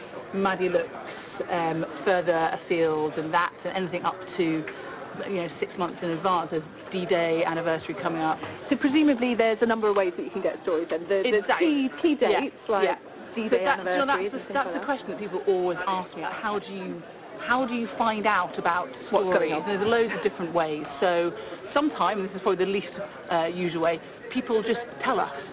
They call us up and they email us. That more, can't we? And that's fantastic, and we follow up and we bottom it out and we make sure that what they're saying is actually a story. But I think probably the most common way we get stories is from our reporters, correspondents, having contacts in the field, building up relationships with people so that they tell them things, so that they whistle blow. Or we do our own research. We do freedom of information requests. We go into deep research about a subject that we think is interesting. We find out if there are untruths there. So that's quite a lot of the time, that's where we get stories. And sometimes, people want to tell us their story, and I say people, governments, charities. So we get things called press releases, which kind of flood our inbox. And, honestly, most of them are rubbish. And whilst they think it's a story, that's part of our job on planning to go, you've got an axe to grind, this isn't a story, and we're not going to put our resource into it. But every now and again there is something which we do think is a story. Perhaps the government are putting a huge amount of cash into a children's service, and we think, do you know what, that is genuine, that's a lot of money, and it's going to improve a lot of people's lives, in which case we will do it. Before I leave you, explain to us, we've got specialist desk over here as well, haven't we? They're a part of your teams, really, They aren't they? are, yep, actually David Maxwell, I'm going to point to a leather jacket with a person not sitting at a chair. Previously seen here, David previously seen Maxwell, that. He runs the head of specialists. So over, who can I see? Actually, often our specialists sit in Millbank, just because it tends to be that central London is an easy place to get to lots of their contacts. But they're generating original stories, Very much so, very much so. So Sarah Dawkins over there, she's our sports producer. So she works with Martha Kellner, our sports correspondent, to look specifically at sports stories. And Jordan with the blue shirt on, she is our crime producer. So she works with Martin Brunt, our crime correspondent too. So she'll be doing a lot of trials, lots of interesting trials. Another big area of planning is long-term trials that we need to get across. You can't just have a verdict and us go, oh, they're guilty. And we need to do something called a background and speak to all the relevant parties. So that's the sort of thing they'll be doing lots of. You're a busy lady. I'm a busy lady. We'll leave you to it. I know I'm overstaying the welcome now. Right, so I thought I'd find the man who's in control, Peter Lowe, head of Home News. Hello. Should we have a little walk? Show me around your home news area, Peter. What is going on at the moment? Well, the home news desk is here, as you know. The senior news editor at the moment is Paul Harrison, and his deputy at the moment is Mike Bradbury. So your chair is here, isn't it? Yeah, I sit there. So I sit kind of between planning. You just spoke to Rachel, didn't you? So I sit between there and the news desk. The news desk is much more of an operational, on the day, what's happening now. And as head of Home News, is it sort of you sat there, so you're keeping one ear on what's going on, how stories are changing? Yes, yeah, but everything about my job is about trying to weave between the management of the editorial side, the news stories, and particularly the biggest news stories, and also managing the people, the team, and the department, as you know. And I think in any kind of news, and broadcast news or mobile and online sites, the three big areas, when people ask me that question, as they have over very many years, well, where do you get the news from? I think there are, if you imagine a pie chart, the three different big chunks are things that you can plan. So planned news, and when you just talked to Rachel, I know about planning, although I didn't hear what she said. But obviously, people might say, well, how do you plan news? Well, you can plan news because you know events that are coming up, and you have to work out how you want to cover them. So we knew that today the Prime Minister was going to Belfast, so we had to have a plan in place to be able to cover that, especially as our senior Ireland correspondent based in Belfast was actually out of the country at the time, so we had to work that one out, and Faisal Islam, our political editor, has gone over there. We know that there is a report coming out later today about environmental pollution affecting Should we the have a health little of walk? children. Because we can look at some of these feeds coming in. So what else have we got? So we knew about that in advance. So we've had our correspondent in the southwest, Dan Whitehead, has been filming a piece about the way in which children are affected by air pollution. So those are the kind of the planned stories. And then another part of the pie chart is stories that you didn't expect. So there's a terrible fire in, I know it's not home news, but there's a terrible fire in Paris today, and another really terrible fire in Staffordshire today where 4 children have been killed. Nobody could have planned for these events, so they happen and you go and cover them.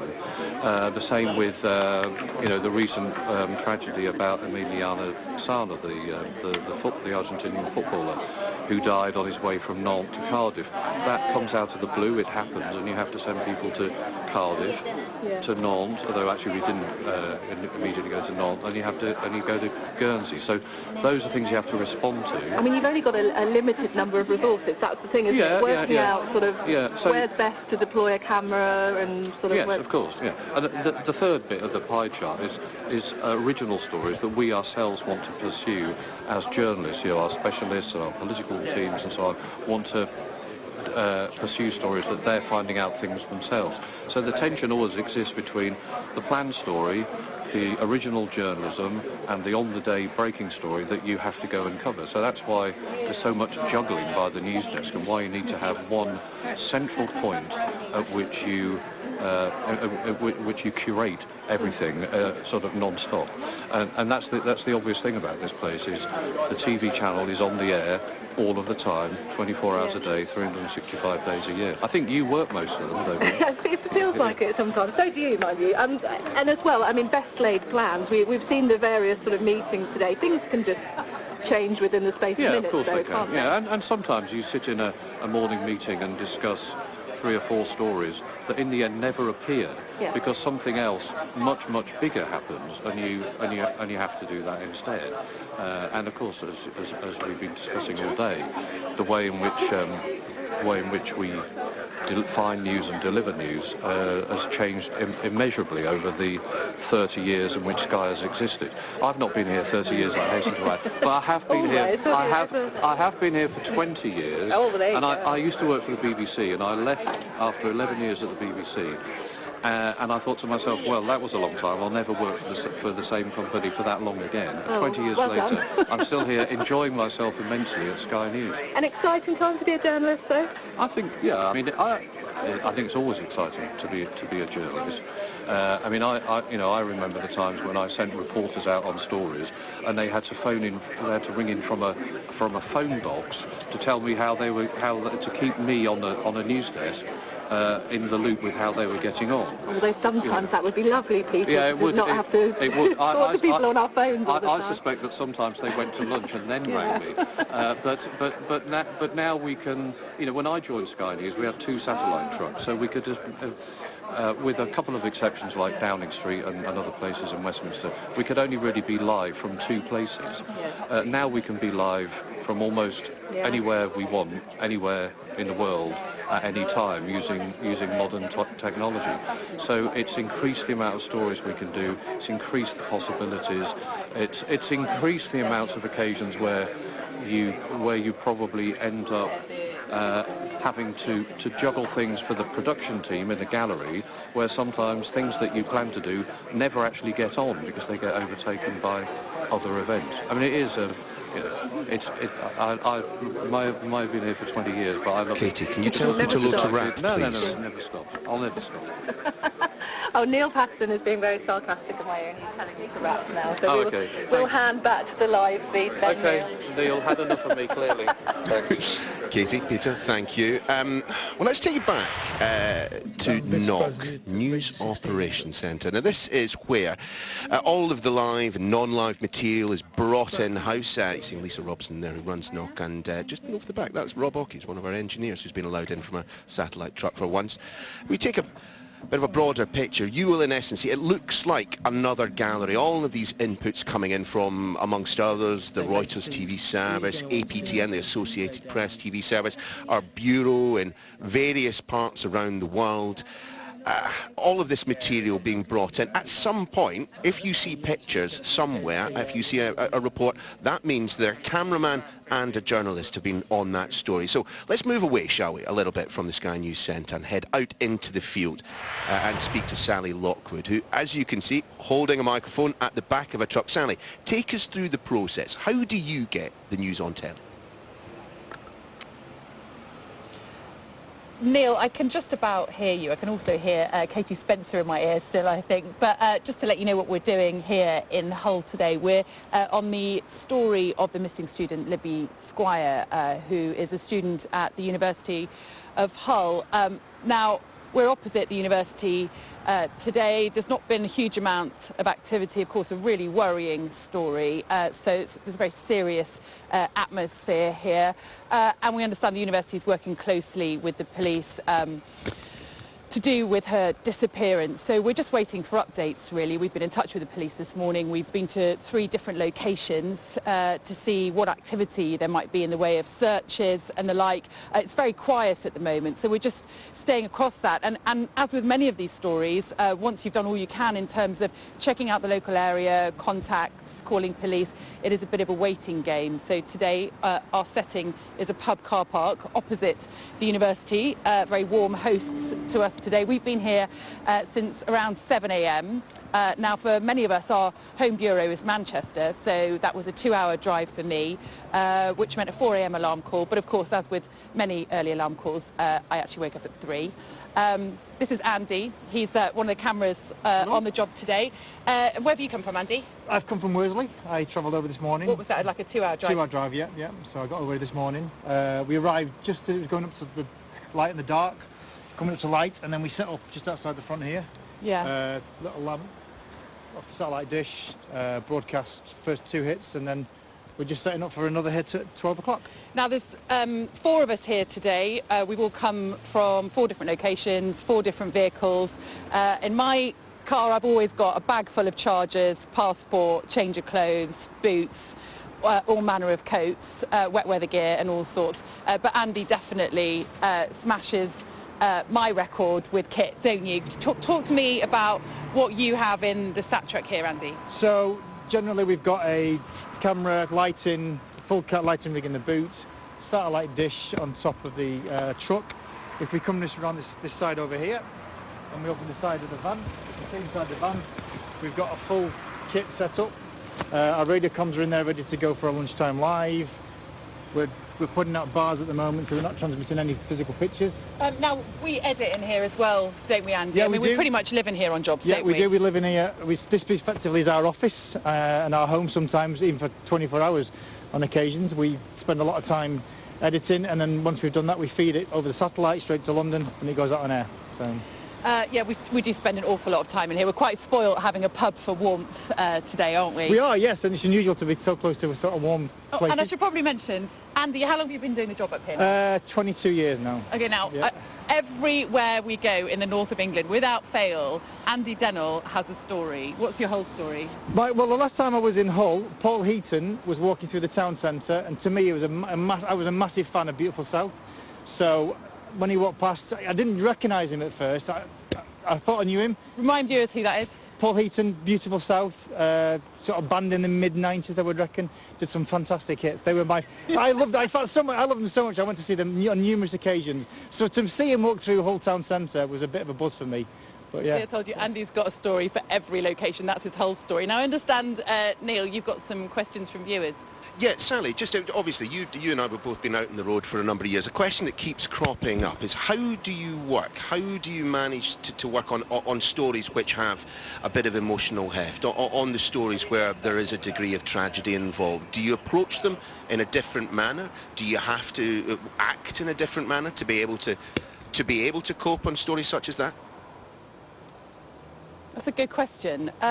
It's not something you consciously think about. I don't necessarily. Anyway, I think it's just instinctively you behave differently on stories like that because you're very aware of the seriousness of the nature of the story, the impact on the people involved, and of course you sense the atmosphere and soak it up, and very often you take it home with you, as you I'm sure know, Neil.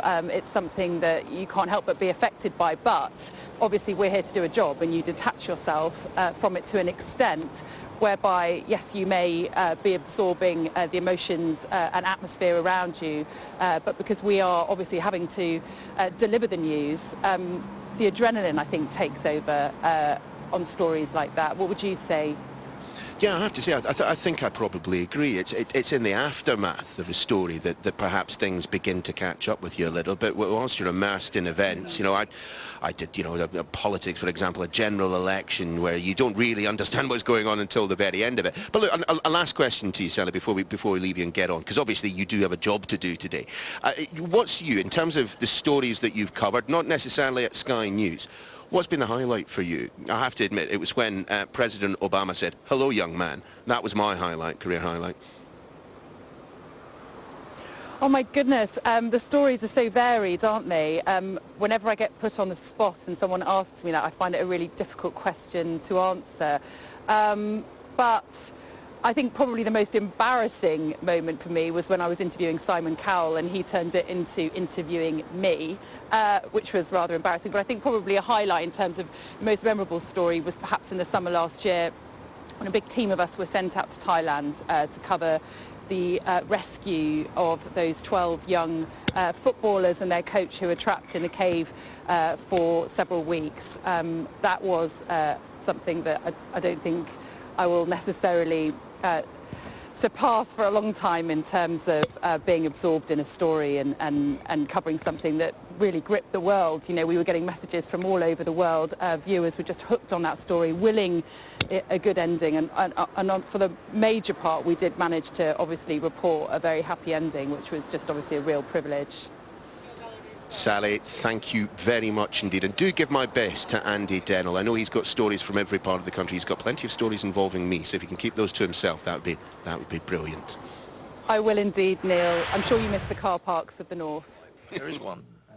Not a chance. Let's take you back inside the gallery. Our coverage 20 continuing. seconds. Colin So Cameron Brazier Ryan is still in the glass box. Let's just have a quick listen in, because as you'll be able to see on the shot there, Ashish Joshi has crept into the studio alongside Colin Brazier, so we're perhaps about to hear a little bit about what's going on in terms of Sky News Raw, and of course this our 30th birthday, 5 p.m. on this very day, 6 p.m. in fact, on this very day, 30 years ago we became the world's second rolling news channel. 11 next.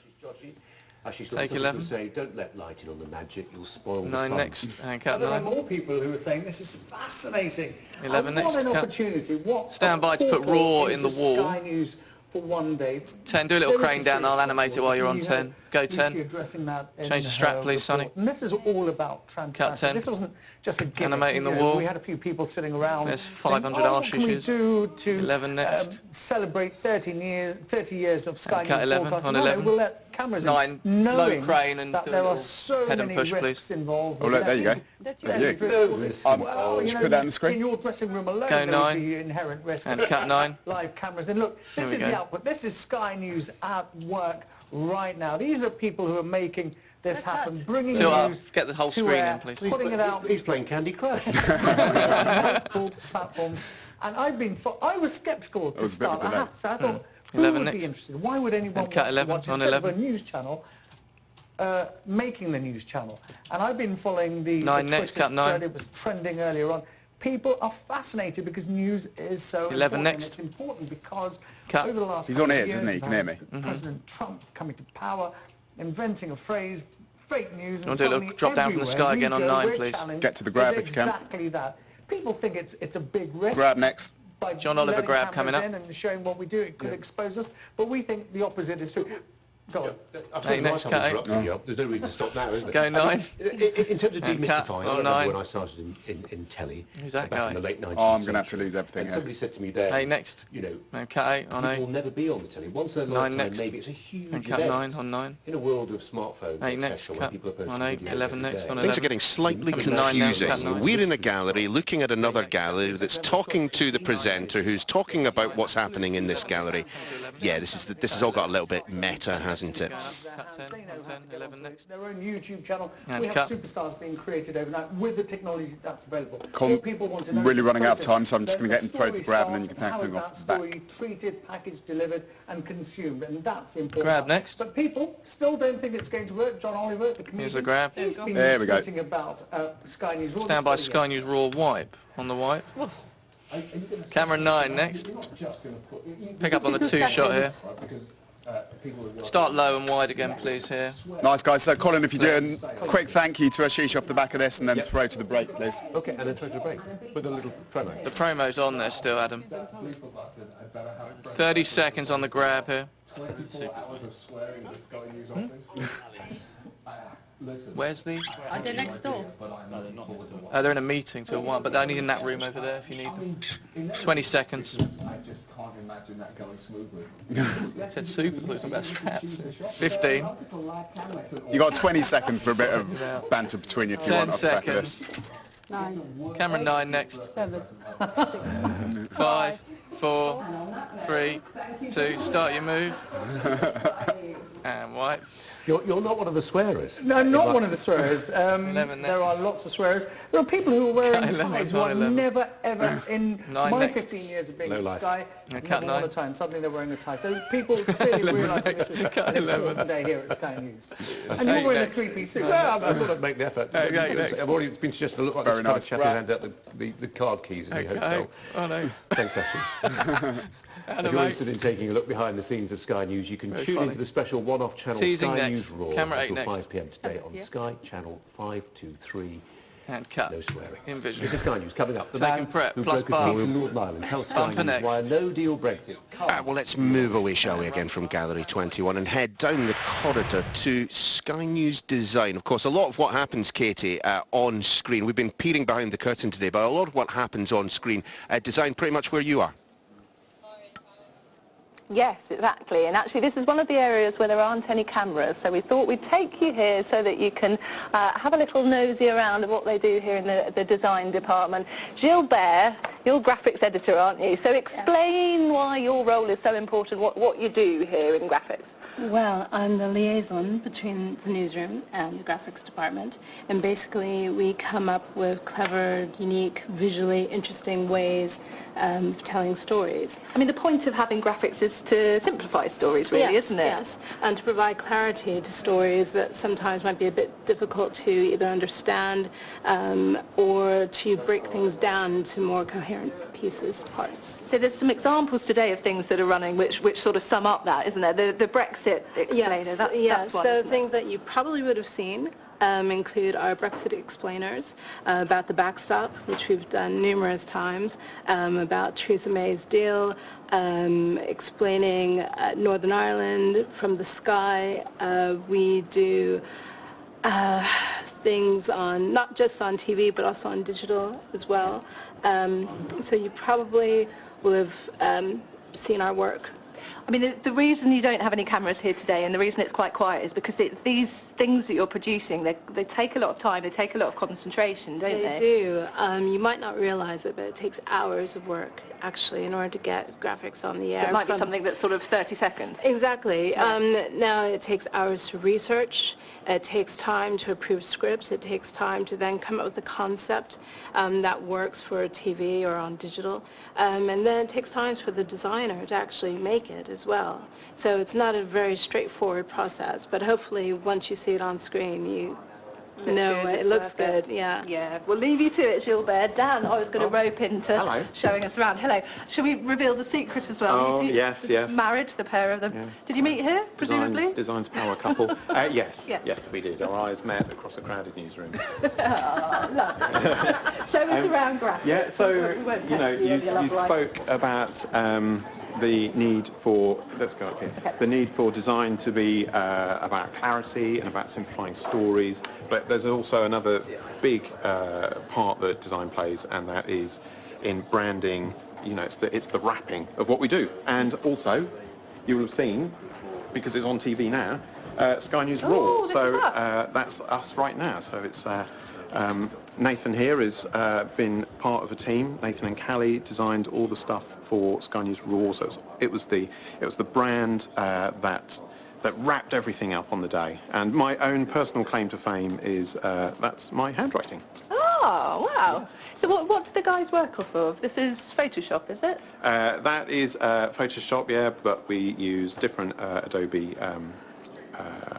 packages, to get things to animate. Illustrator, After Effects, yeah. So we use some niche things as well, like VisArtist, which is what we use to build some 3D graphics, and also all our kind of screen furniture that you see, all the straps and tickers and clocks and things are all built inside Viz, so that it can be flexible and unlike After Effects, they don't need to be rendered, they can just render on the fly. It can be painstaking work, can't it? Literally sort of little animating things by frame. Well, that's right, yes. So, you know, there's an enormous amount of care and precision to what we do.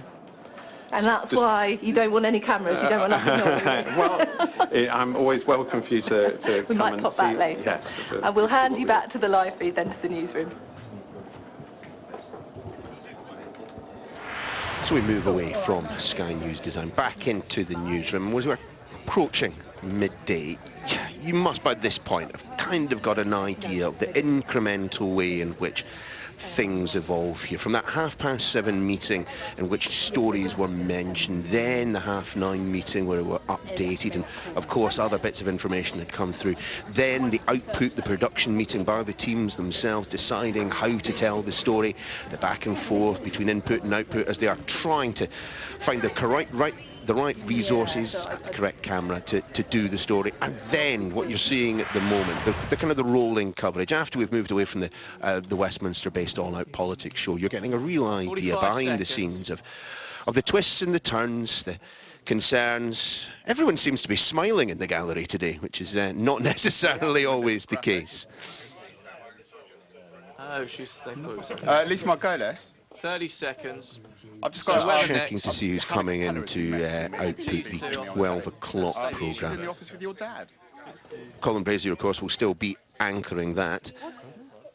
But this is a high-pressure environment working in news, particularly working in live news. So whilst you might see the producer remaining in there throughout the show, they also do change through the day. You will tend to find that the director will do 1 hour on, 1 hour off, depending on the demands of the programme as well. 3, 2, mics up, and cut. Envision. Animating. Just a reminder that we will have a special programme overnight here on Sky News. President Trump's Envision State is the of weather the next. Union address, the delayed We're just address. going to finish this hour with Colin Brazier.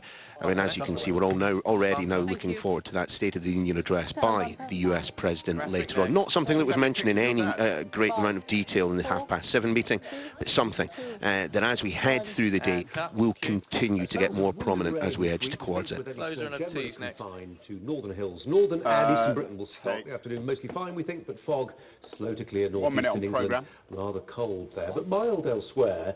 Rain over Northern Ireland and the Republic will largely clear into Britain on strengthening winds reaching the east later. There'll be heavy downpours, but the rain won't amount to much over central and southeastern England. Low cloud and, well, fog for the hills as well, but the west of Ireland will have some late brightness. 10 on weather. Rain locally heavy, moving eastwards overnight, becoming confined to southeast England by dawn. 5. Most of the places 4, will then be dry, but 3, showers following to 2. northwestern Scotland. Stereo bumper. Cut. Camera 8 next. Sponsored by Qatar. 20 to stop talking now. And wipes and Nissan tees here. Mike's in. Envision. This is Sky News coming up. Take a crack. Stop talking. Controversial comments made by the Hollywood star 10. Stop Liam talking. Neeson. 9. That and the rest 8. of the day's news. Can pause, 7. it's fine. 6. Just to come. 5. 4. Coming to the bump. 3. And bump 2. run. Very nice.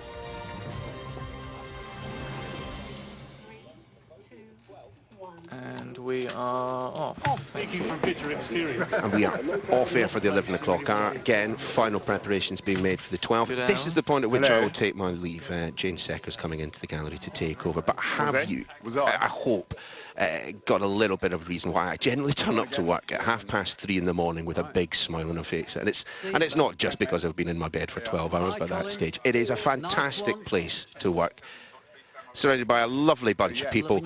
I just wish you might be able to dip into a little bit more of the language that is generally used, but, you know, we are Ofcom compliant here at Sky News. So let's just watch as we edge towards the top of the 12, and I'll see you on Sunrise tomorrow. Let me just tell you, your camera shot will be in vision in our openers before we need a Becky. Just a reminder to everyone to when we change the key points to flag it up to the director, because changing the key points is actually a big job. Yes, first key point I've got. Prime Minister will give a speech for the openers, whatever you can offer us. Why is we got 1 and 4. Right, let's just set that up again. Hang on, let's just reset that. You're doing those 6 live for the opener. Okay, thank you. Yeah, let's just reset that. There. Yeah. Thanks, Jonathan. Hello. Thanks very much. So Becky, top of the 4, we've got some new okay? openers. Yeah. Thanks, Paul. Hiya. Faisal Hayes, making sure you can hear us, okay? Hello, Ben.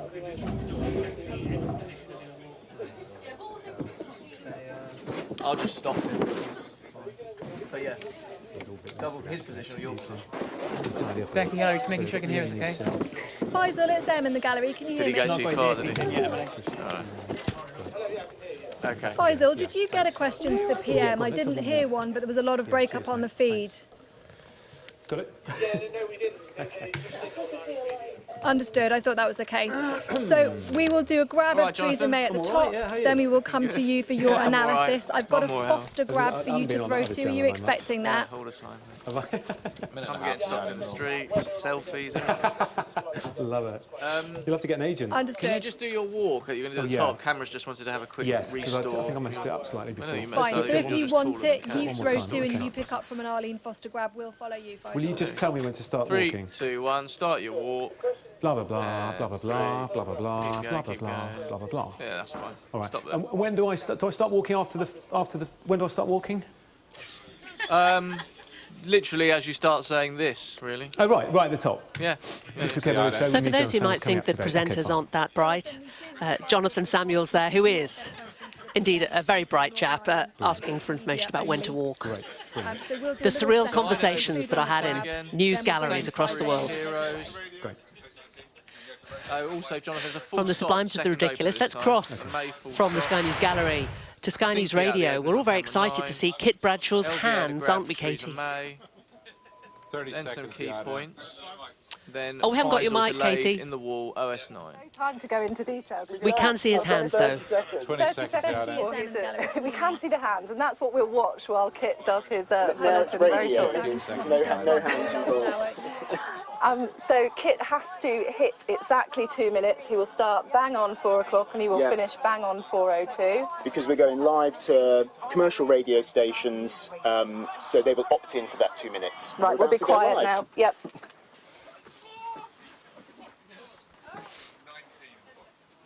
You've kind of got a bit of fine there, Kit, but let's listen to his bulletin.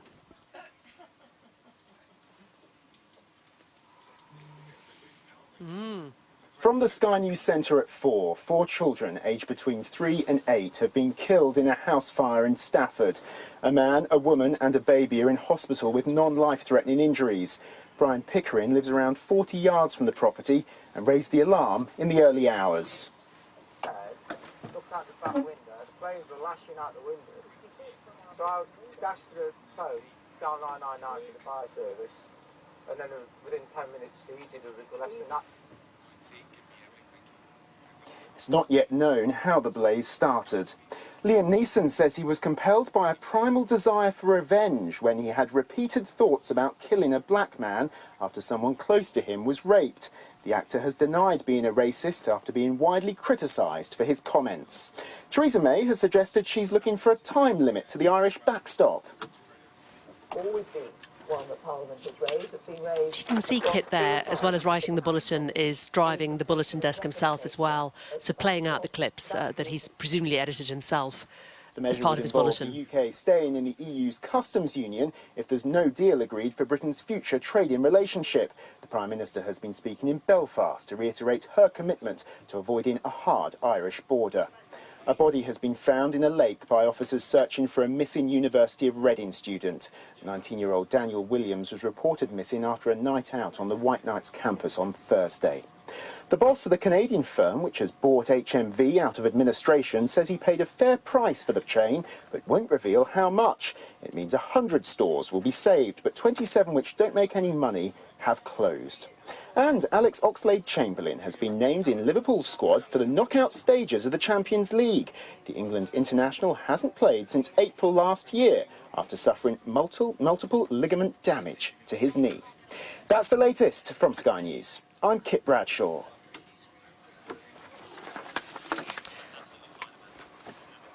Great stuff, Kit. Thanks very much for that. 2 minutes. There you go. Yeah. Off air. Impressive stuff. Slightly more pressure with you in the case. I know. It doesn't matter that you got a camera and everyone watching you on the news channel. No, absolutely. I have to say, I very briefly for a few months did Sky News Radio, and it is a terrifying thing to have to make sure that you are timed to the exact word. Yeah. And I used to invariably end up halfway through my name going, "It's Katie."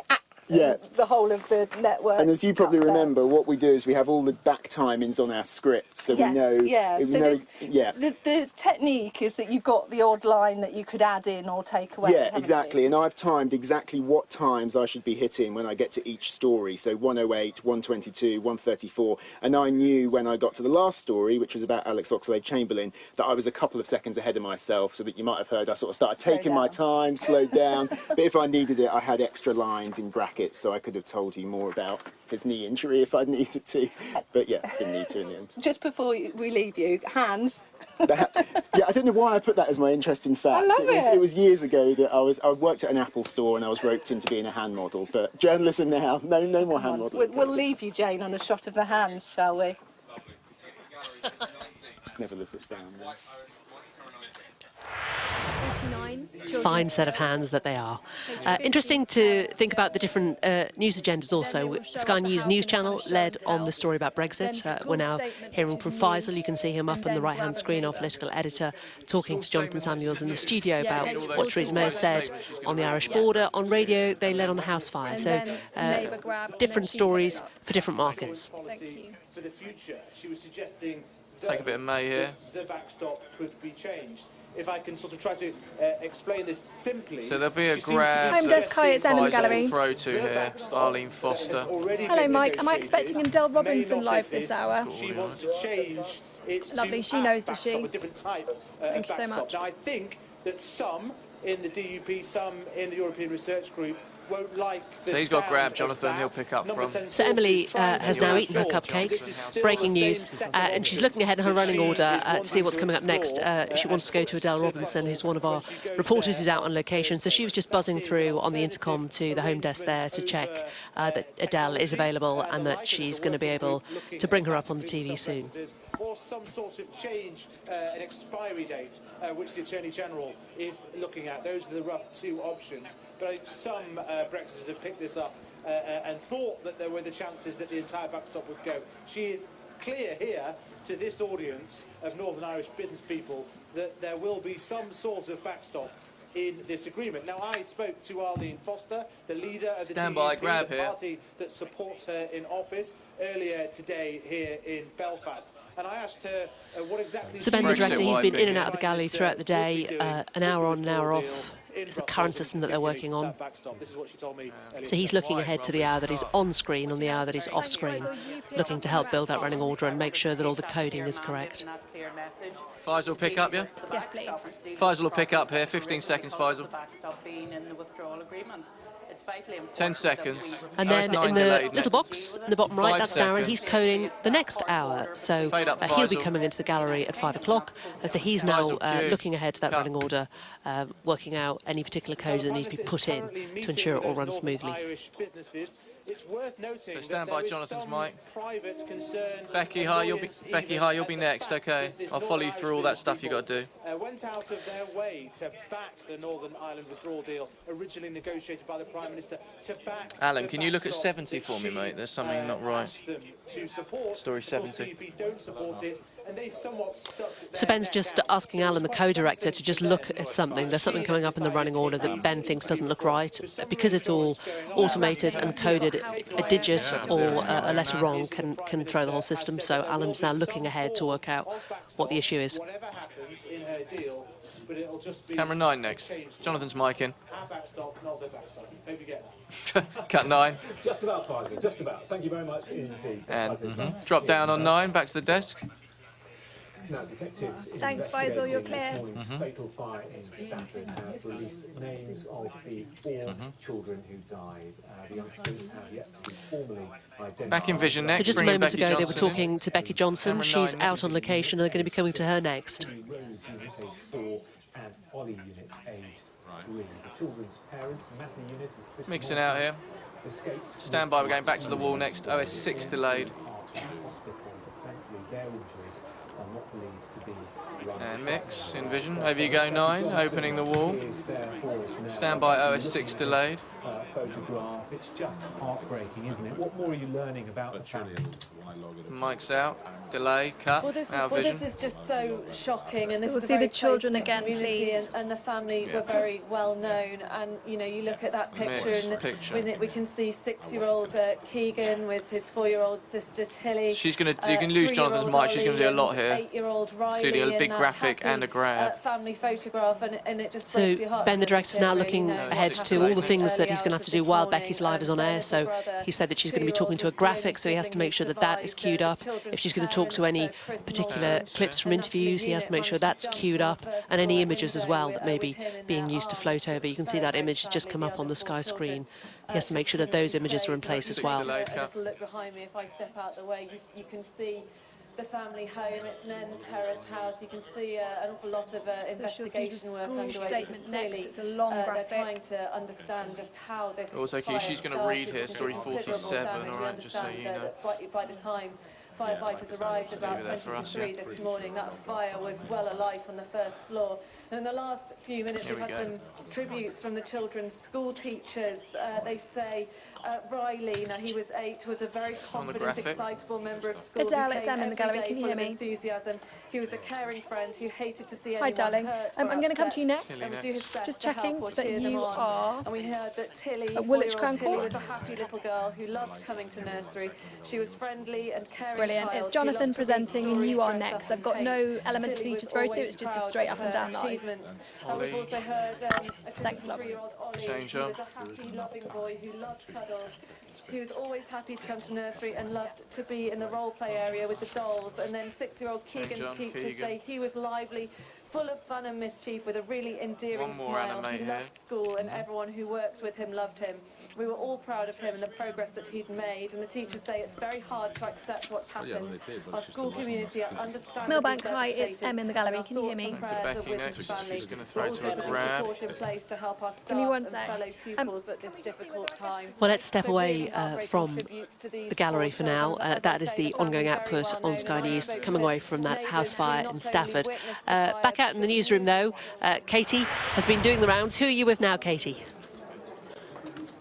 I've joined the evening team again to come and sort of see how it's all progressing. Bayer is one of the... You're working as a producer today. Also work as a reporter for us as well. No. Well, you're doing some reports, though, aren't you? No. So I'm producing original stories. Original content for us. Yeah, OK. One thing you need, is every good journalist needs, look at this notepad. Come on, detailed notes of what you're working on tonight, Bayer. Exactly. How's it going? What is your responsibility then in the team tonight?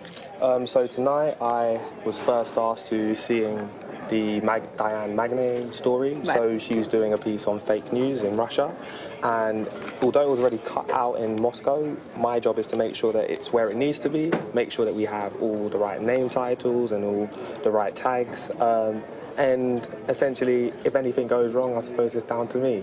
But yeah, that's my job today, and also... We saw you in I caught you in an edit suite a bit earlier with Nick Phipps, who's... output editor, so it's you checking with Nick that everything's okay with it. It's a very collaborative process. So the piece comes in, I go and speak to the editor, I make sure that again everything's where it needs to be, and if anything is not where it needs to be, I sort of instruct them what they need to do, and then once that's done and I feel it's at a good enough standard, I bring Nick in, and Nick basically says yes or no. Yeah. And if he says no, then you have to go back and figure Start again. Start again. You have to start again. Yeah.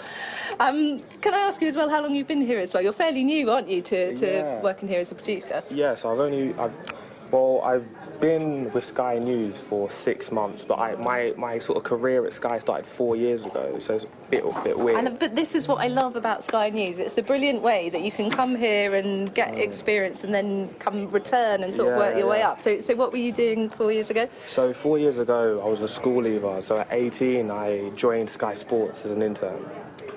Was here for a year. It was amazing. Worked across Spanish football, soccer AM, cricket, various teams.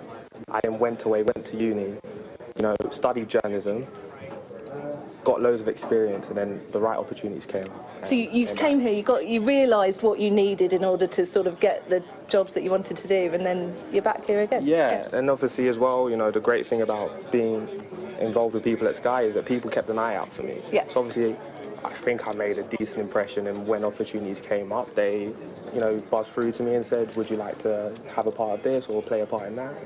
And yeah. So anyone who is watching who is perhaps a student and wanting to get in on the ground, do you think it does really help to come and meet people and get your face known, I guess? One, it makes the difference if you come and meet people and get your face known. Two, what I did was I was doing things away from Sky. And I think that impressed them, and that's at a local level as well, not just at a national level.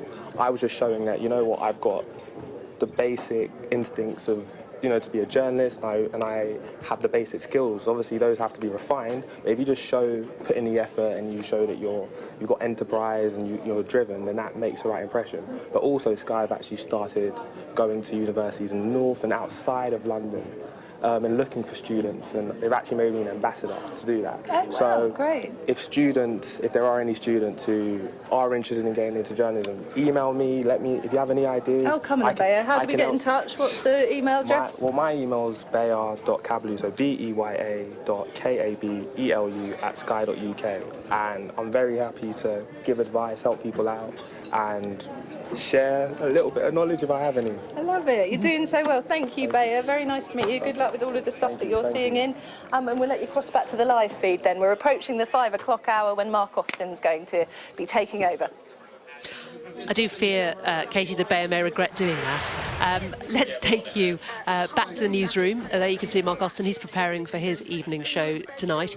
But also later on this evening, we're going to be crossing to Millbank, and we're going to be seeing Sky News Tonight, which is on from 7 till 9, presented, of course, by Dermot Murnahan.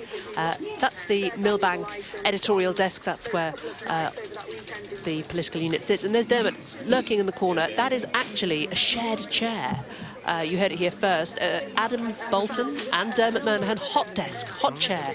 As Adam leaves, Dermot comes in. So they share that space. Enda Brady is down there to talk us through what happens in Millbank from that side of the office, the guest-getting team and the evening production team. Enda. Hi, Jane. Yeah, let's go find out. So we have all our guest-getting team here. These are the cameras, by the way, that you can see all the newsroom on. So they're remote controlled. I've just seen it move. All the wires and cables and everything that it needs to work and function.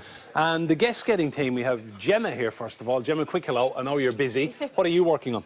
So I'm working on Sky News Tonight, and I'm just looking for a guest on the State of the Union. Any ideas so far? Dermot's given me some ideas. So we've already got a former media advisor for Trump as a pre-record. So we're now looking for someone who's more to the left to come on and talk about it and talk about... So you'll have a couple of guests? Yeah. Brilliant, from both sides of the argument. Exactly. OK, right, we'll move along. Lucy is next. Lucy, what are you working on? I am working on All Out Politics with Adam Bolton for tomorrow. And we are looking at definitely some political guests.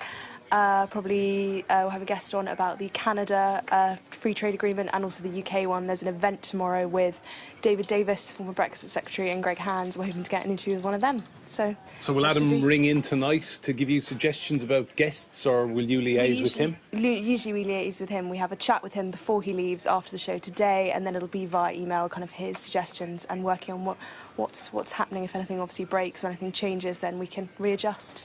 Good luck. Thank you, Lucy. And finally, Cloudy is here, and she is working on an interview that you recorded earlier on. This is a famous photographer. Yes, so Don McCullin. So myself and Dermot went to an exhibition which he's doing at the Tate and filmed an interview with him this morning, so I'm now cutting it down. All the best bits of the interview, Exactly. just all the key points. All the key points, trying to keep everything in, but And I'm hoping Dermot asks some good questions. We'll go and ask him. Dermot, how are you today? Well, great. I mean, very excited about the Don McCullin interview because he's, I mean, he's an absolute legend. You know, 60 years in the business. Vietnam War, basically every conflict since the 1960s, and to actually get to meet him was incredible. And I must say, you know, the job that Cloudy's doing is probably one of the most difficult that anyone will ever have, because I got so excited doing the interview, and the fact is that we were pre-recording it. So you kept talking. We kept talking. Well, he keeps talking as well, but every single word he says is a gem. Now, you and I know that when you do an interview, you listen as a reporter, thinking, right, if we've got to cut it down, we won't use that bit, and that bit's really good. With Don, 20 minutes, every word, an absolute gem. So Cloudy and I, you know, discussing really the hardest part, which is what you leave out to get it down to kind of broadcast length. Just every anecdote, every story. You can see the photographs on the walls behind him in the gallery.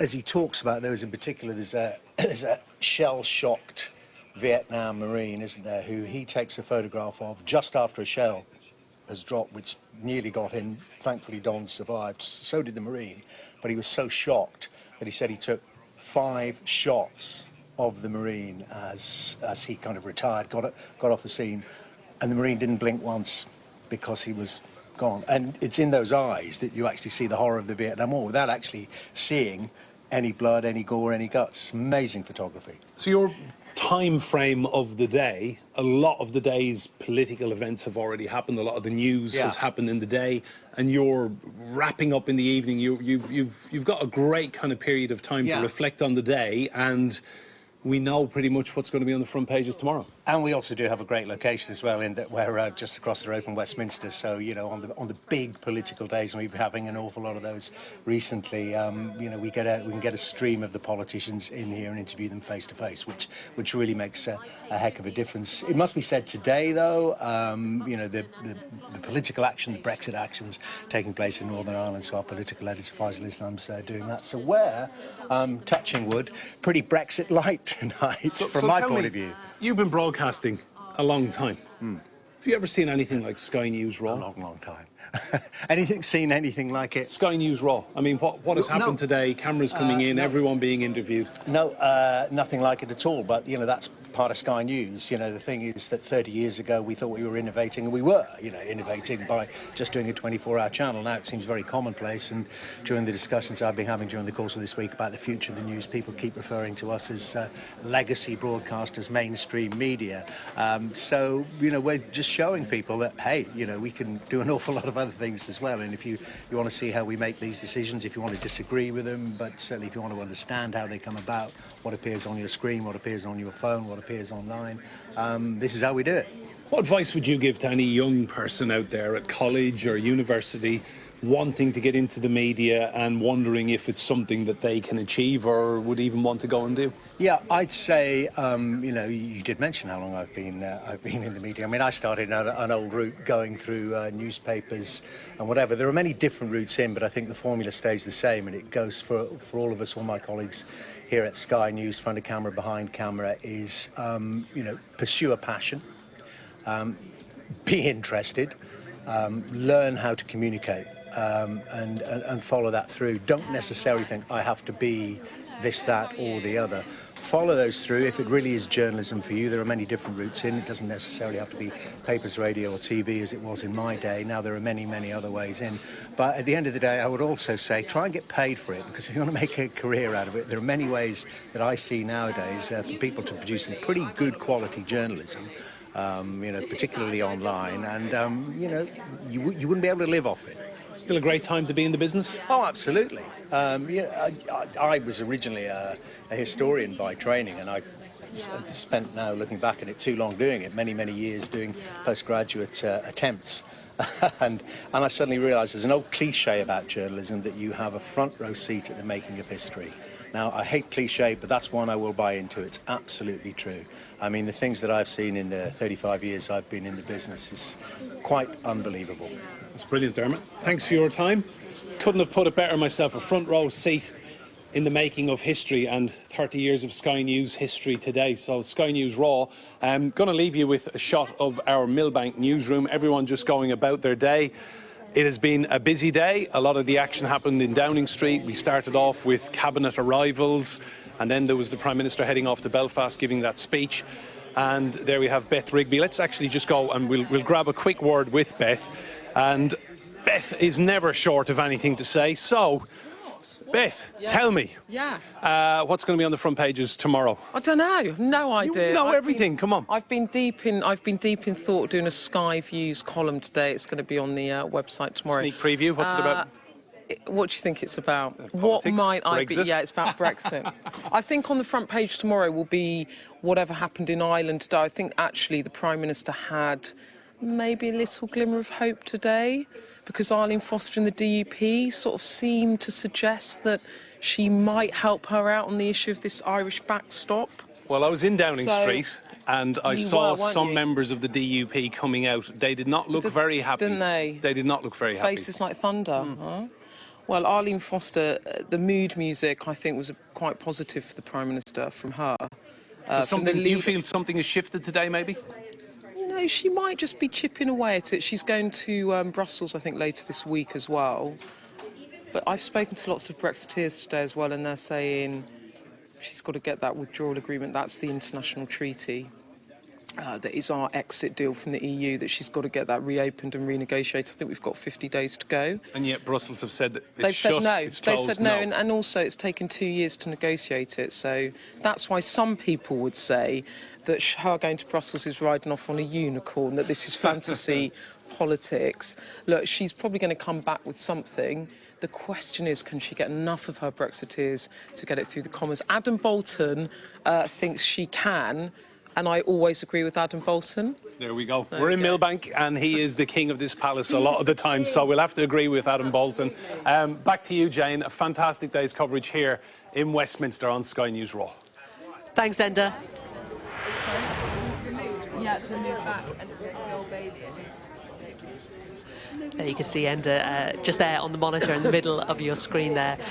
This is the newsroom. If you've been watching us all day, one, why aren't you doing something else? But two, it has been compelling viewing. Lots of people are saying that they are absolutely tuned to us. If you were watching from 7 o'clock this morning when we started, the newsroom was a little bit quieter than it is now. Throughout the day, it's been interesting to see how stories have developed. Now the big push is ahead to the 5 o'clock programme, fronted by Mark Austin. There's the head of news, John Riley, talking to Mark Olfold, the head of social and digital. One of the jobs is to keep the WhatsApp. Are they tweeting each other? Are they texting each other? We've had lots of people asking us questions. We were asked what a slab was a while ago. A slab is a chunk of video or a chunk of interview that we put out on air. Somebody wanted to know what Sky Sources means. When we talk about Sky Sources, it's when one of our reporters has spoken to somebody that they trust, that they believe, or they may have seen a document with their own eyes, but it hasn't been officially announced. So, for example, a good example would be Mark Kleinman's exclusive on Sunday that the people of Nissan were going to be told that the X-Trail wasn't going to be built there. It was at Sky Sources on Sunday. It was announced officially by Nissan on Monday. Neil Dunwoody there talking to John Riley. Neil Dunwoody, head of output. Good, okay.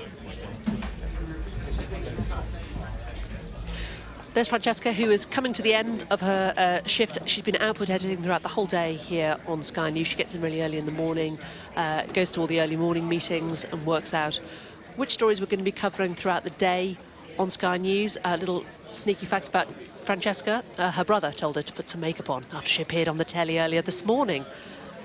She doesn't need it.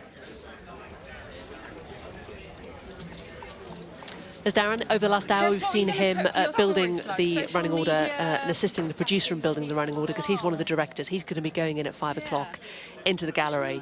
So he's checking that the coding is right on each of the slugs that's put into the running order, because if the coding isn't right, it won't go on the telly, and it just takes a digit or a letter to be wrong, and it doesn't work.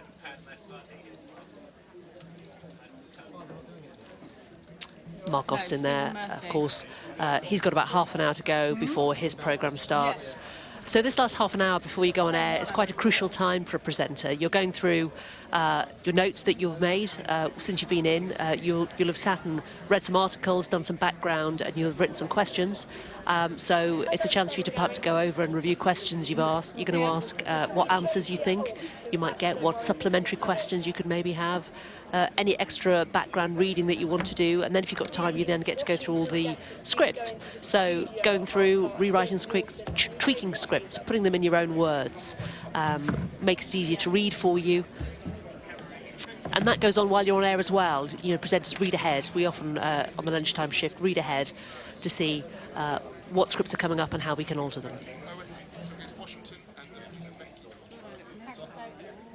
Just been told that we can cross to Washington now. We've been across the UK today, but now we're going across the world. Becky Cottrell is across there for us. This is Sky News' Washington studio. Hi, Becky, give us a tour.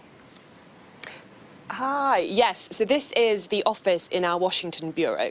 Just have a little look round. It's quite small. There's only actually 6 of us here in DC. So this desk here is where I sit. I am one of the producers, so it's my job to work with the correspondents. So we're putting together TV packages, planning stories. And one of the main difficulties we face is trying to plan stuff where we can get out of DC, speak to people, see how they're feeling, often about the president, but also having to cover the on-the-day news. So often we'll have a conversation in the morning, see what the president's doing. There are kind of multiple news lines on any day, depending on what Trump's up to and kind of how he's been behaving recently. So I often will be kind of looking at this monitor, watching what Trump's up to. There'll be kind of unscheduled press conferences that we'll have to look out for. And we kind of have to think about how much time we designate to the president and, you know, the things that he often uses to distract the media from unfavourable coverage, and also, you know, responding to things like shootings or just, you know, other big stories that are playing out big across the networks here. One of the most kind of memorable Trump incidents of recent times was when he had that very bizarre meeting with Kanye West in the Oval Office. So we all gathered around one screen and kind of watched in amazement as the two had this pretty bizarre encounter. I don't know if you remember it. It's well worth watching back. And then over here we've got where the correspondents sit, so Cordelia and Amanda. Amanda is actually away in Venezuela at the moment, and Cordelia is in the edit suite. I'll take you in there in a moment. And then over here, she's not here right now, but this is where Emily sits. She is the bureau chief, and she's in charge of the DC operation, as well as New York and LA, where we also have teams. Now, I will take you through it. There's Emily, very busy woman. So this is our edit suite. So in here we've got Dickon and Cordelia. Dickon is one of our cameramen, so he shoots everything you see and edits everything you see. And him and Cordelia are working on an interview they did earlier. Yeah, tell us a bit about it. Just spoken to Deputy Press Secretary Raj Shah. You might remember he worked very closely with Sarah Huckabee Sanders. He's left the White House, and it's really intriguing. He's quite open and candid about his time working there. Talks about some of his regrets, about learning about the president's policies from tweets and having to try and manage the message, and a bit about the State of the Union, which of course is tonight as well. So quite open and frank, which is good.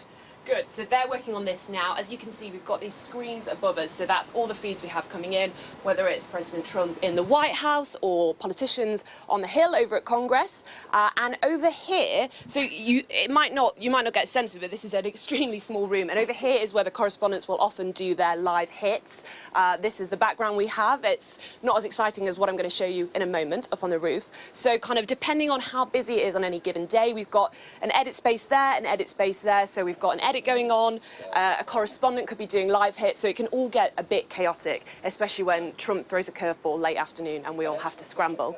And I will, in a second, be taking you up on the roof, and that's a nice view of the Capitol building in the background. Okay.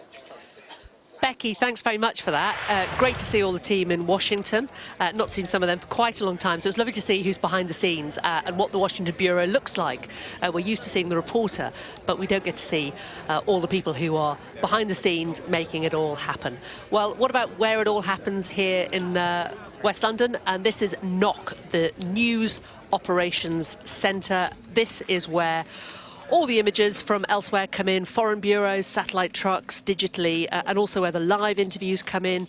And as these images come in, the people in NOC liaise with the gallery, so they let the gallery and the home desk and the foreign desk know if important images have come through that they think should be going on the telly or that they know people are waiting for. So it's a really crucial centre. Katie Spencer is there for us, with Lisa Robson, I believe, the manager of Sky News NOC. She's been ducking and diving out of the cameras today. She's been desperately avoiding being on the telly, but you've cornered her, Katie.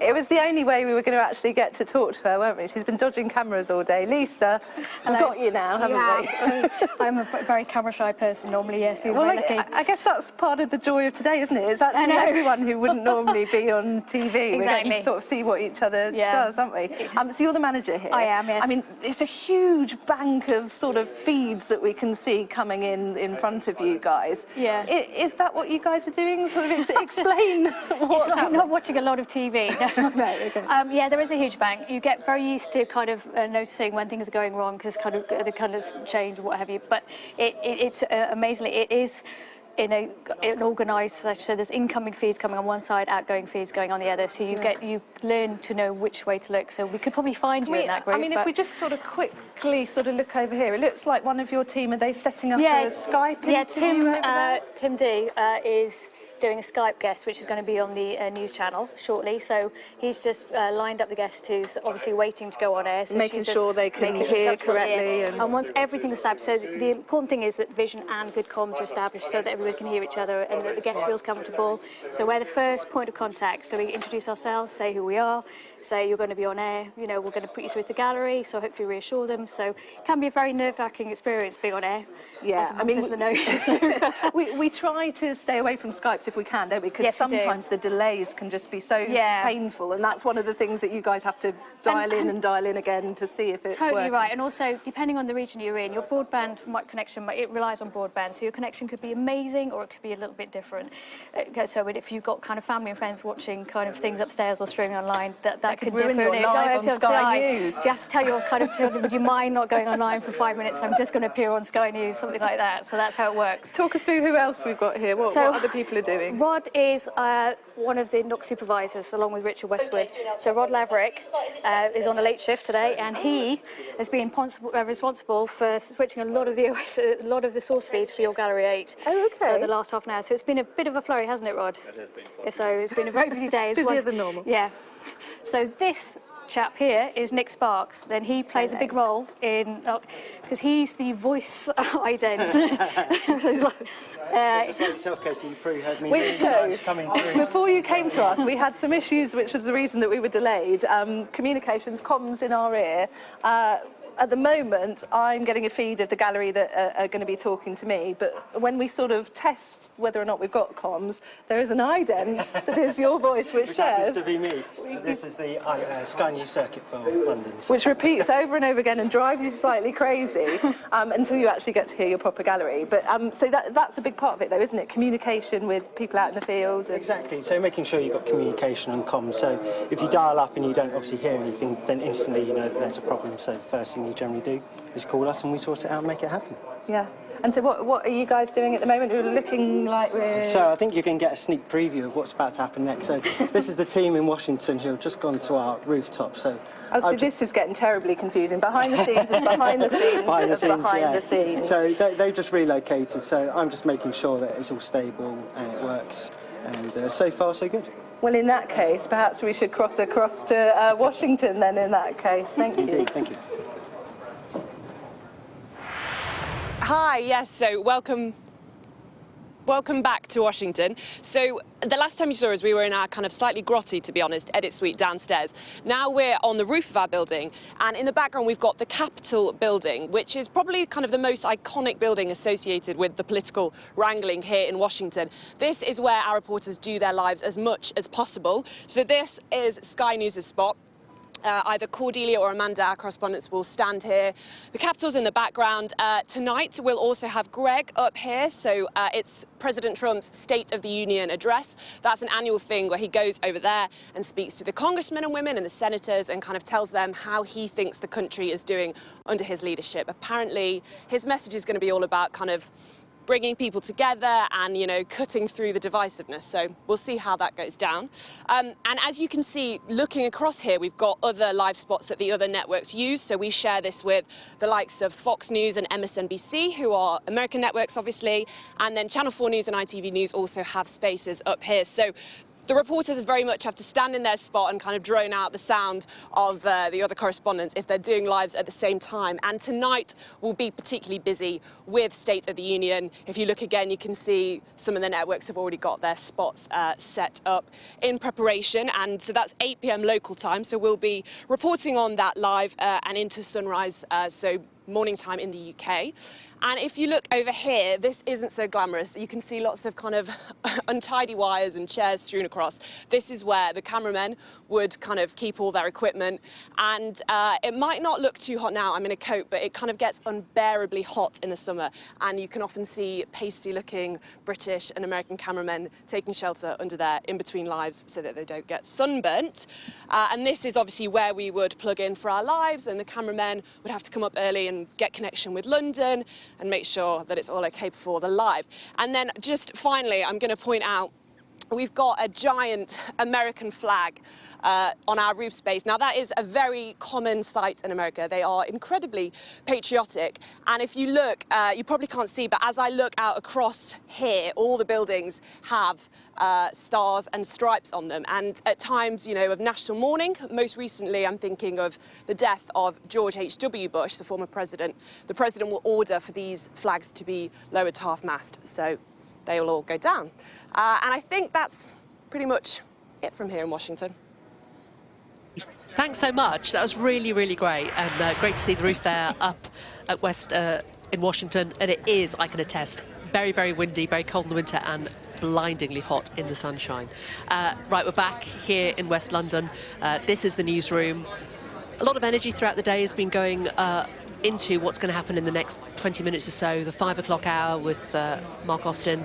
A lot of energy going into packaging for that and into getting some good guests for that. You can just see Katie there walking through in the middle of the newsroom again.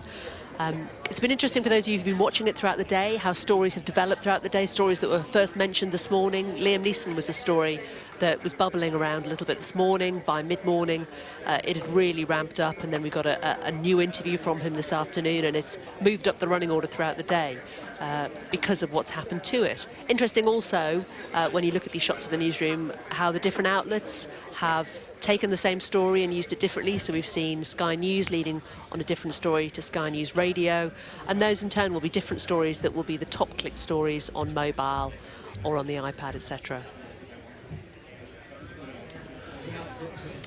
Back on the foreign desk now, it's Justin Bosanquet, and we were hearing from Carol earlier, who's the head of our international operations, about the significance of the foreign desk. It's a really tricky job working on the foreign desk. You've really got to know your stuff. It's not just understanding about UK news, obviously, it's about knowing international news, knowing who are the people to call in different countries when a story may unexpectedly happen. There's Neil Dunwoody. He is head of Output. Head of the Output editors. I think we're hoping to talk to Neil, actually. Sorry, live at 5 then. He's playing it quiet at the moment.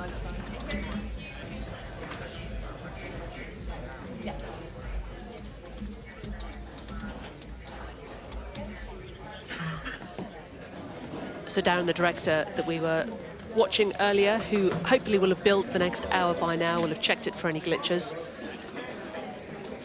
But a lot of attention at the moment being focused on what's actually going out on the telly. Let's talk to some of the daytime output team. Katie's there with Andy Milburn, I think. Let's just let the camera settle. Hi, Katie. Hi, Andy. Sorry. Hello, yes. So, what time are we on at the moment? So we're about 5 o'clock, busy time for those people like Andy, who's assistant editor today, who is building the rundown for 5, aren't you? Yeah. How is it going? Has anything changed? Is everything sort of fairly in place? We're looking in a really good shape, actually. The programme's pretty much done. I've checked everything up until about 5:10, so that's pretty good.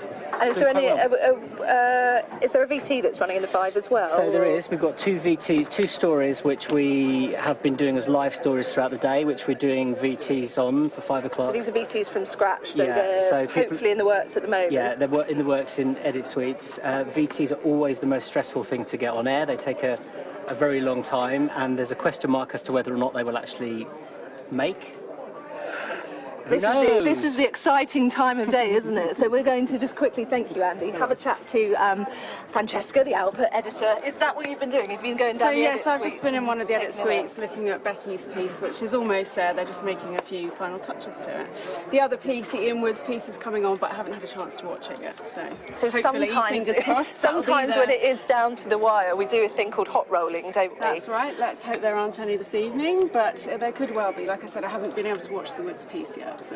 And is it? I mean, it's sometimes we're packaging for 5, sometimes we're packaging for 7, aren't we? So it's depending on when the footage is available. Yeah, and how that's right. It quickly depends we how the story's gone throughout the day. I mean, with Stafford, obviously, it's been an awful story, but we've heard from the emergency services and we've heard from neighbours. So the elements are there.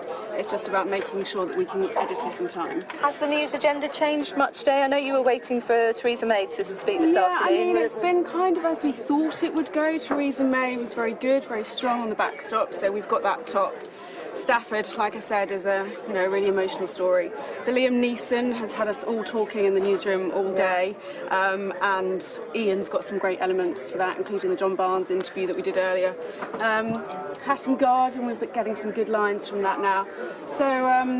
So yeah, there haven't been any major unexpected developments. Maybe we should go and take a look and see how Ian's piece is progressing. Let me know that it's going to make. We'll check for you, shall we? Right, okay, let's take you down the edit corridor and we can see whether or not this VT is probably going to be published on time, or whether they're going to have to do a thing called hot rolling, which I will explain to you when we go in there. So, edit 1. Belinda is in here, and she's the person that we always come to ask what edit suite we need to go into. So we're looking for Ian Wood's edit suite.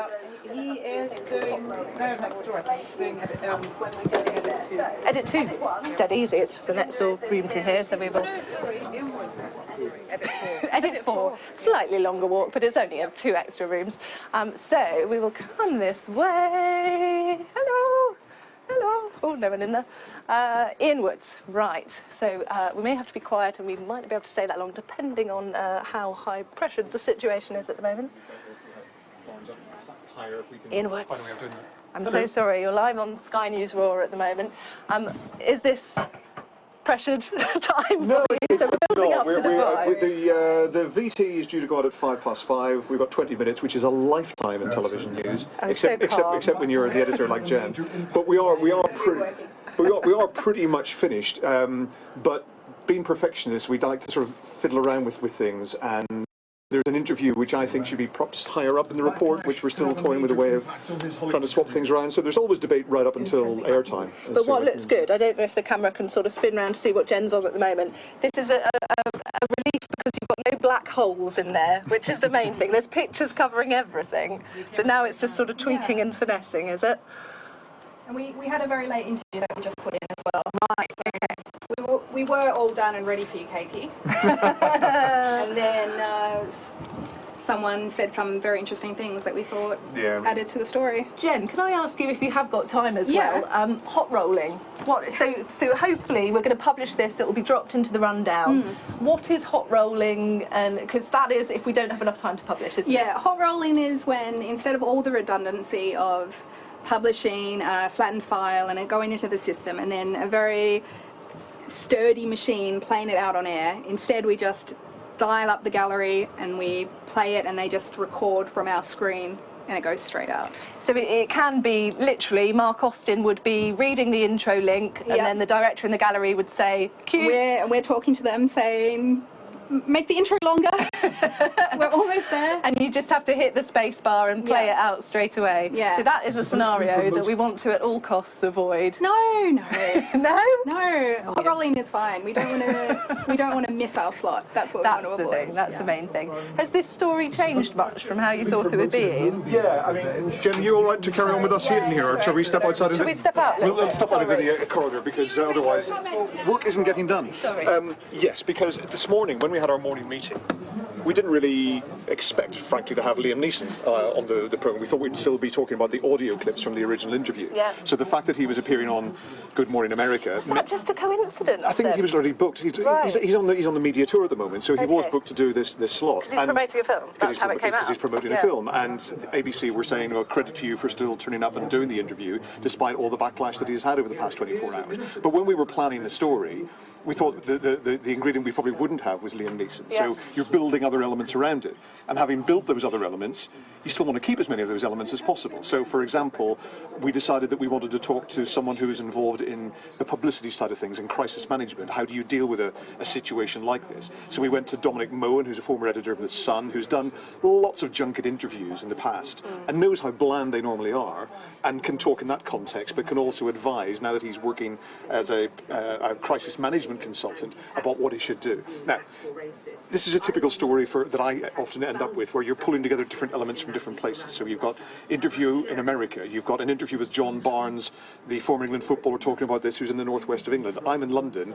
You always kind of want your reporter to be somehow seen to be involved in the story, as opposed to just spending all his time in an edit suite. So I made a point of driving into central London to do an interview with Dominic Moen, which actually makes like a 12-second soundbite in the piece, but takes up 3 hours of your time driving in and out. So I don't think people are often aware of how much effort goes into it. It's painful, isn't it, to run back here as well, to edit on time as well.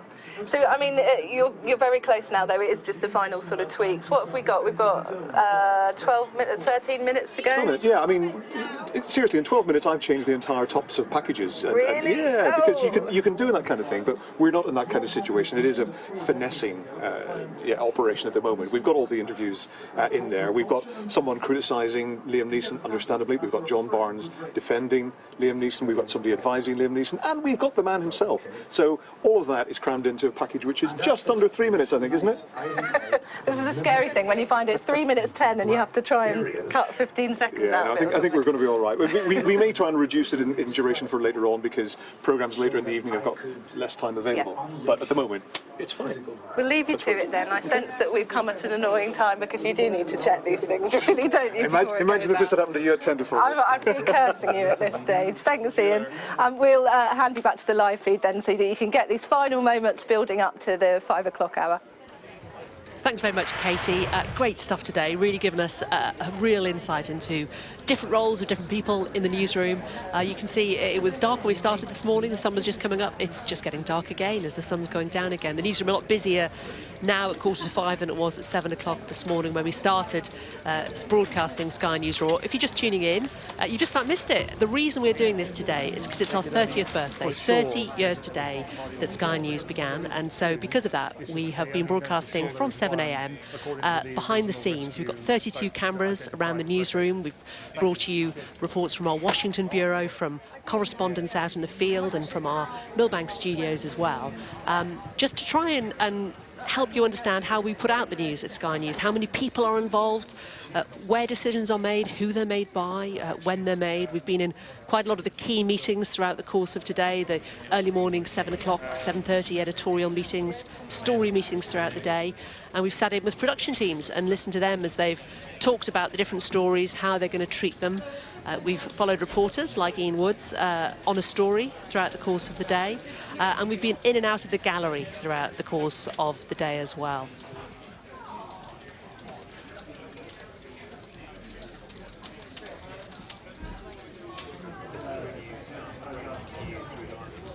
You can see Francesca in the middle of the room there. She's just walking away with the dark hair.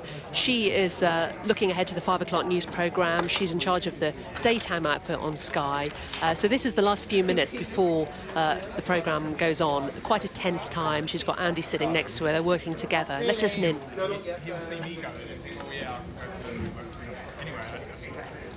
What article was that? Strong Taylor conditions in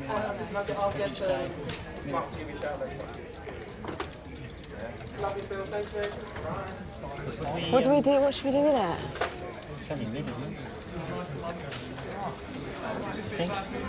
It's not an opener, is it? No.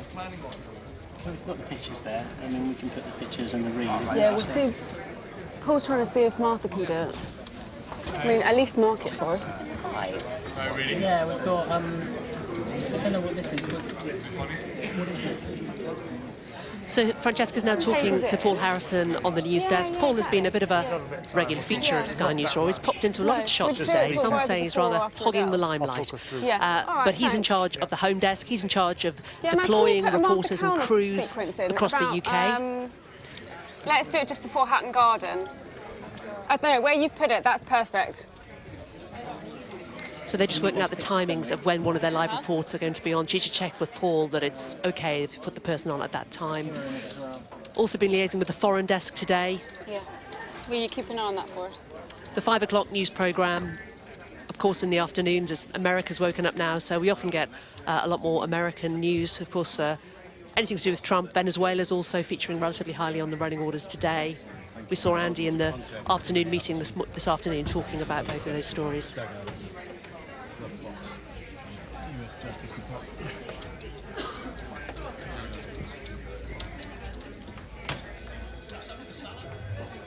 And that's across the road at Sky Central, and there's Mark Austin. You can just see him nipping out the back of shot. He has just arrived at the glass box. It's where we broadcast from throughout the day, throughout the week at Sky News. There he is, just walking along the walkway to the production desks, getting his microphone on, presumably, doing the final bits of prep. I'm sure he doesn't know we're watching him. I hope he doesn't do anything embarrassing. I'm sure he won't.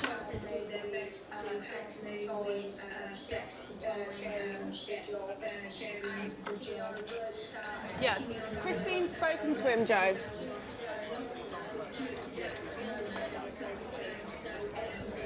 Right, I'm just going to go and check on the pieces. Will you just double check the top sequence again for us?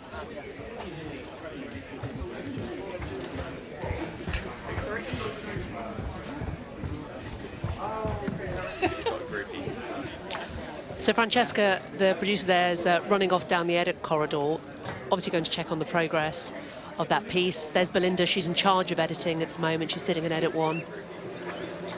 So Francesca, the producer there, is running off down the edit corridor, obviously going to check on the progress. Andy and Justin on the foreign desk. They will have made sure that any of the reporters that we're planning to cross to this hour in our international bureaus are aware and that they are ready to go. Francesca now just got ahead in that edit suite to check on the progress. Thomas, the producer, in there, giving her an idea of when it'll be ready.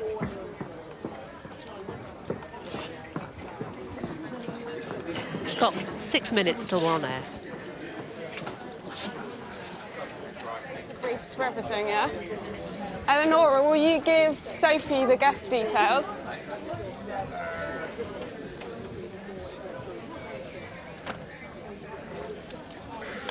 Okay. I think we are all okay.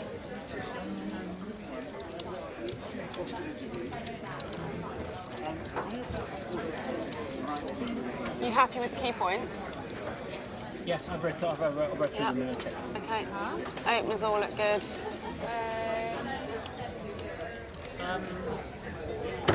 Do you know what I have neglected to do? You haven't got promos. That's the running order. Yeah, if you pop them in and fit them. Yeah. Say that again, Christine. Okay, have you written it in, yeah? Okay. They're publishing now. If we need to, we might just have to flip them over, because I think Woods is going to be there before Johnson. that Stephen should use that time. Can we make sure Stephen Murphy's up in plenty of time, please? Thank you. 5 minutes till we go on air now. They're just publishing now, so I don't have the package yet. OK. But no, the package, as long as there's no problem with the package. OK. All right. We're going in. Any questions about the 6, just buzz me. OK. Super.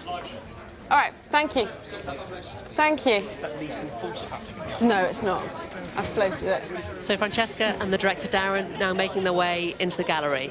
You can hear Francesca's constant pen clicking.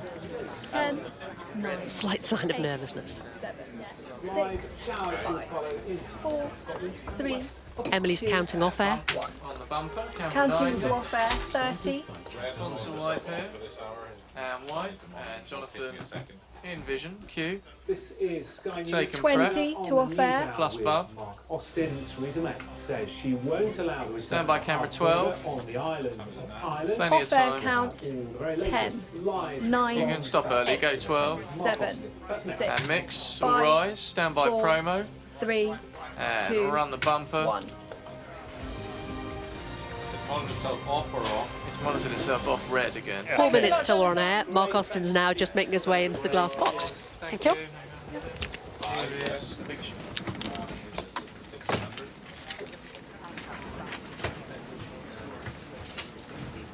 The one that was online, 1600.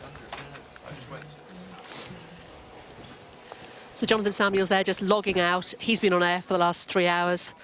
Great. Thanks. And now they have to change the desk around and get it all ready for the 5 o'clock show. I quite enjoyed that. Yeah. Good. Have a good one. Well, I'll see you soon. Cheers. The circuit, we have the circuit's up, but I haven't seen Stephen yet.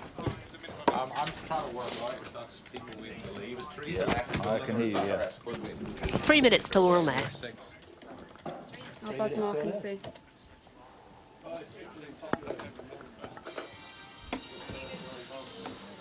I mean, it was 9, I meant, no, it was 6. I got upside down, sorry.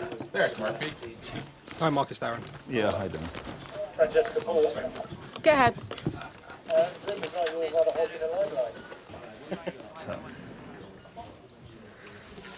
Mark, Francesca, just checking you can hear me okay. Yeah. Great stuff. You'll see we have now got a Brexit guest at 5:30. The brief's out on email for you. Yeah.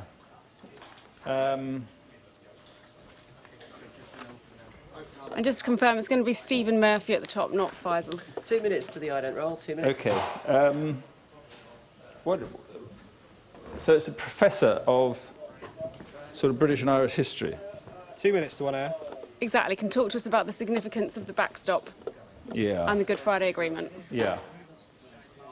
Yes. Just give us a bit of context and talk about some of those things we discussed. Yes. What are the solutions? Yes. 2 minutes to go. Have we got Stephen?